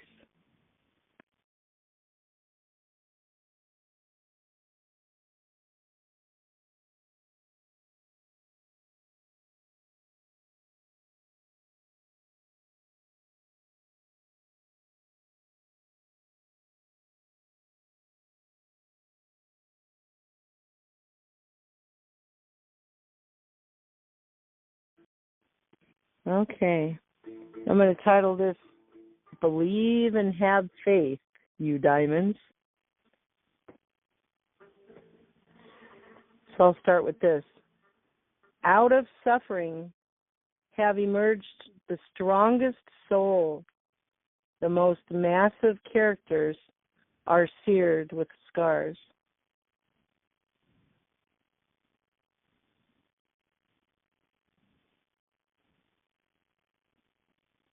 I'm going to read these sayings, and then we're going to do a little imaginary meditation. Where thoughts go, energy goes. There's nothing else here besides energy. Thoughts create form.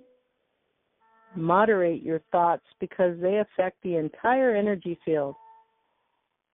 When we are at a high level of vibration, we naturally attract high-level experiences and vice versa.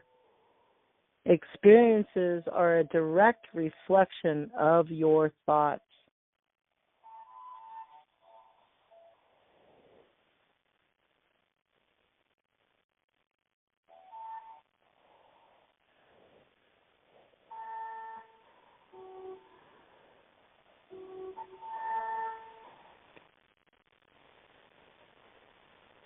The human body is made up of over 75 trillion cells, all of which vibrate.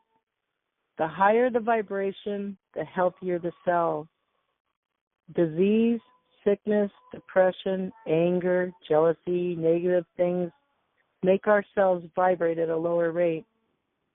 Love, happiness, laughter, compassion, and other positive things make our cells vibrate at a higher frequency. When we are happy and positive, we feel good mentally and physically. When we are sad or angry, we feel negative mentally and drained physically.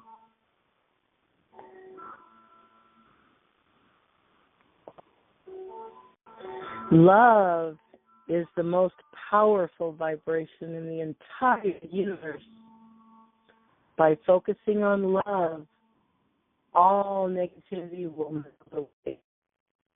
Every obstacle on your path will.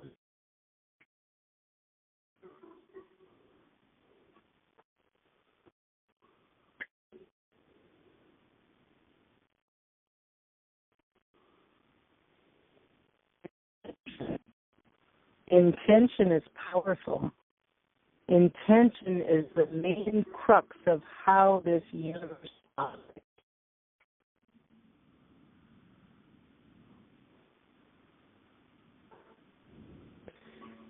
Faith. Faith is the bird.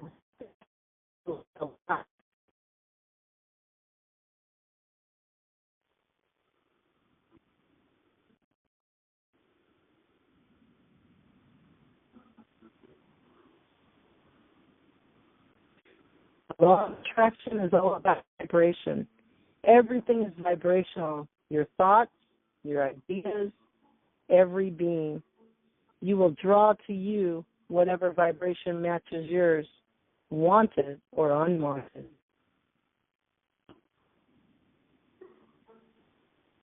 Believe. We are here to create a revolution unlike that has gone before, a conscious awareness tsunami that will around the very core. a transcultural spiritual revolution which will transform the separate and fragmented cultures of Earth into one vast global and planetary metaculture in which the unique diversity of every nation, of every peoples, of every tribe, of every person is valued as contributing to the beauty of the whole.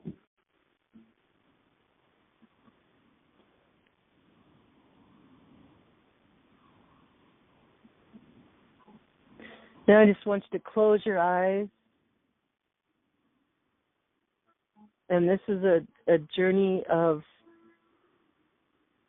how we are one, but at the same time, a diamond of our unique self. And it's a journey of, the vibration of this will download into knowledge and understanding to equal a wisdom of who you really are, your supernatural, natural self. Okay, so just close your eyes and pretend you're standing up and you're looking straight ahead, and at eye level you see this bubble. Just a bubble like you blow, little kids blow bubbles.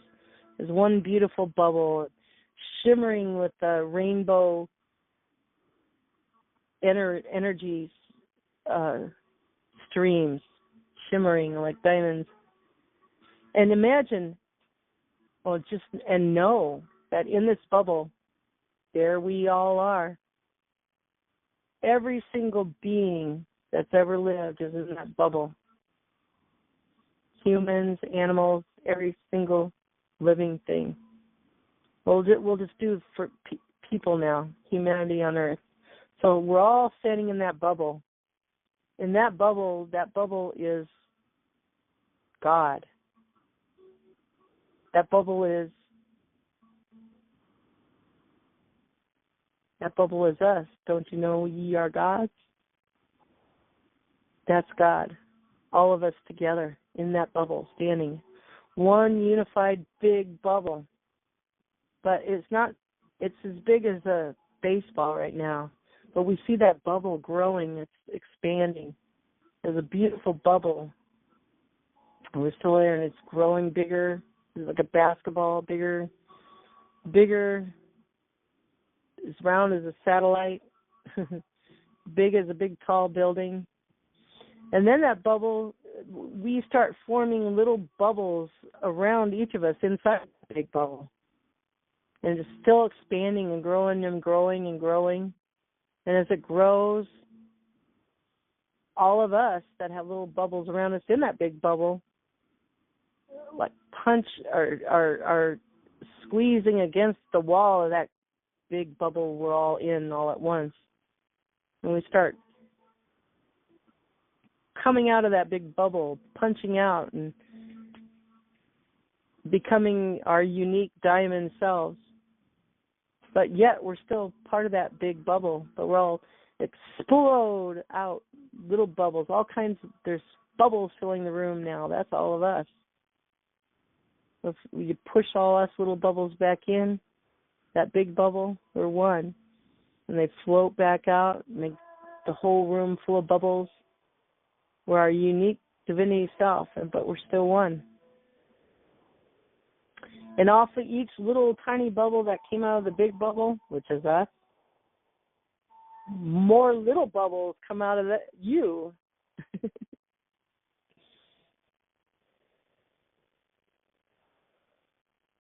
So you see, we are all one, but we are all unique and creators. And we came out of that big bubble, God. We are God. We're God's, and now we're all little bubbles, and we expanded, and we lived. I'll just talk about this life on Earth, many, many lifetimes on Earth, living, dying, coming back, reincarnating. All these little bubbles. And we got little hiccups on the way, separation, programming, division. So that's okay. The first thing I just read is we learned from that. We grew from it. And now we're in the fifth dimensional, and these little bubbles are spread far and wide. Bubble.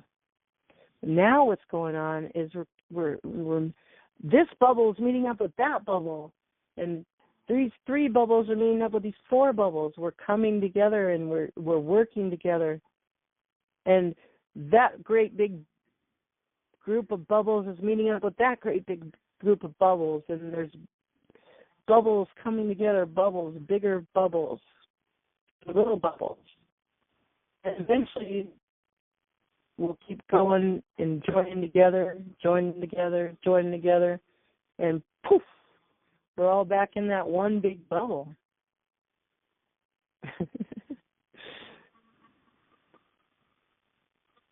So we are one, but yet we're unique and individual, and we're creators, and we're having fun. So go with the flow, believe who you really are, and accomplish all your dreams and desires. May they all come true. For the highest good of all concerned, not only that, wrapped in supreme happiness, maximum efficiency, minimum effort. So I love you guys. And we'll see you on Monday.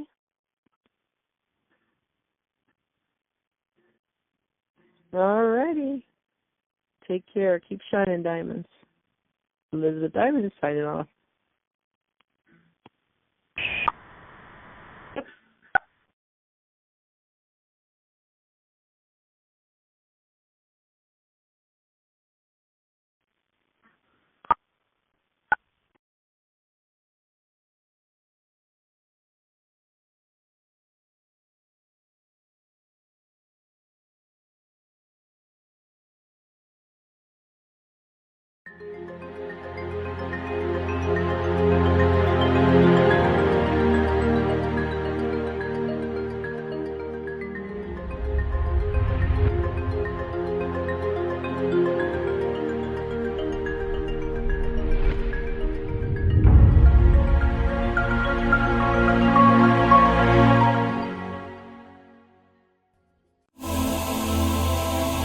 Are you looking for healing or a change in your life to help you enjoy it more fully?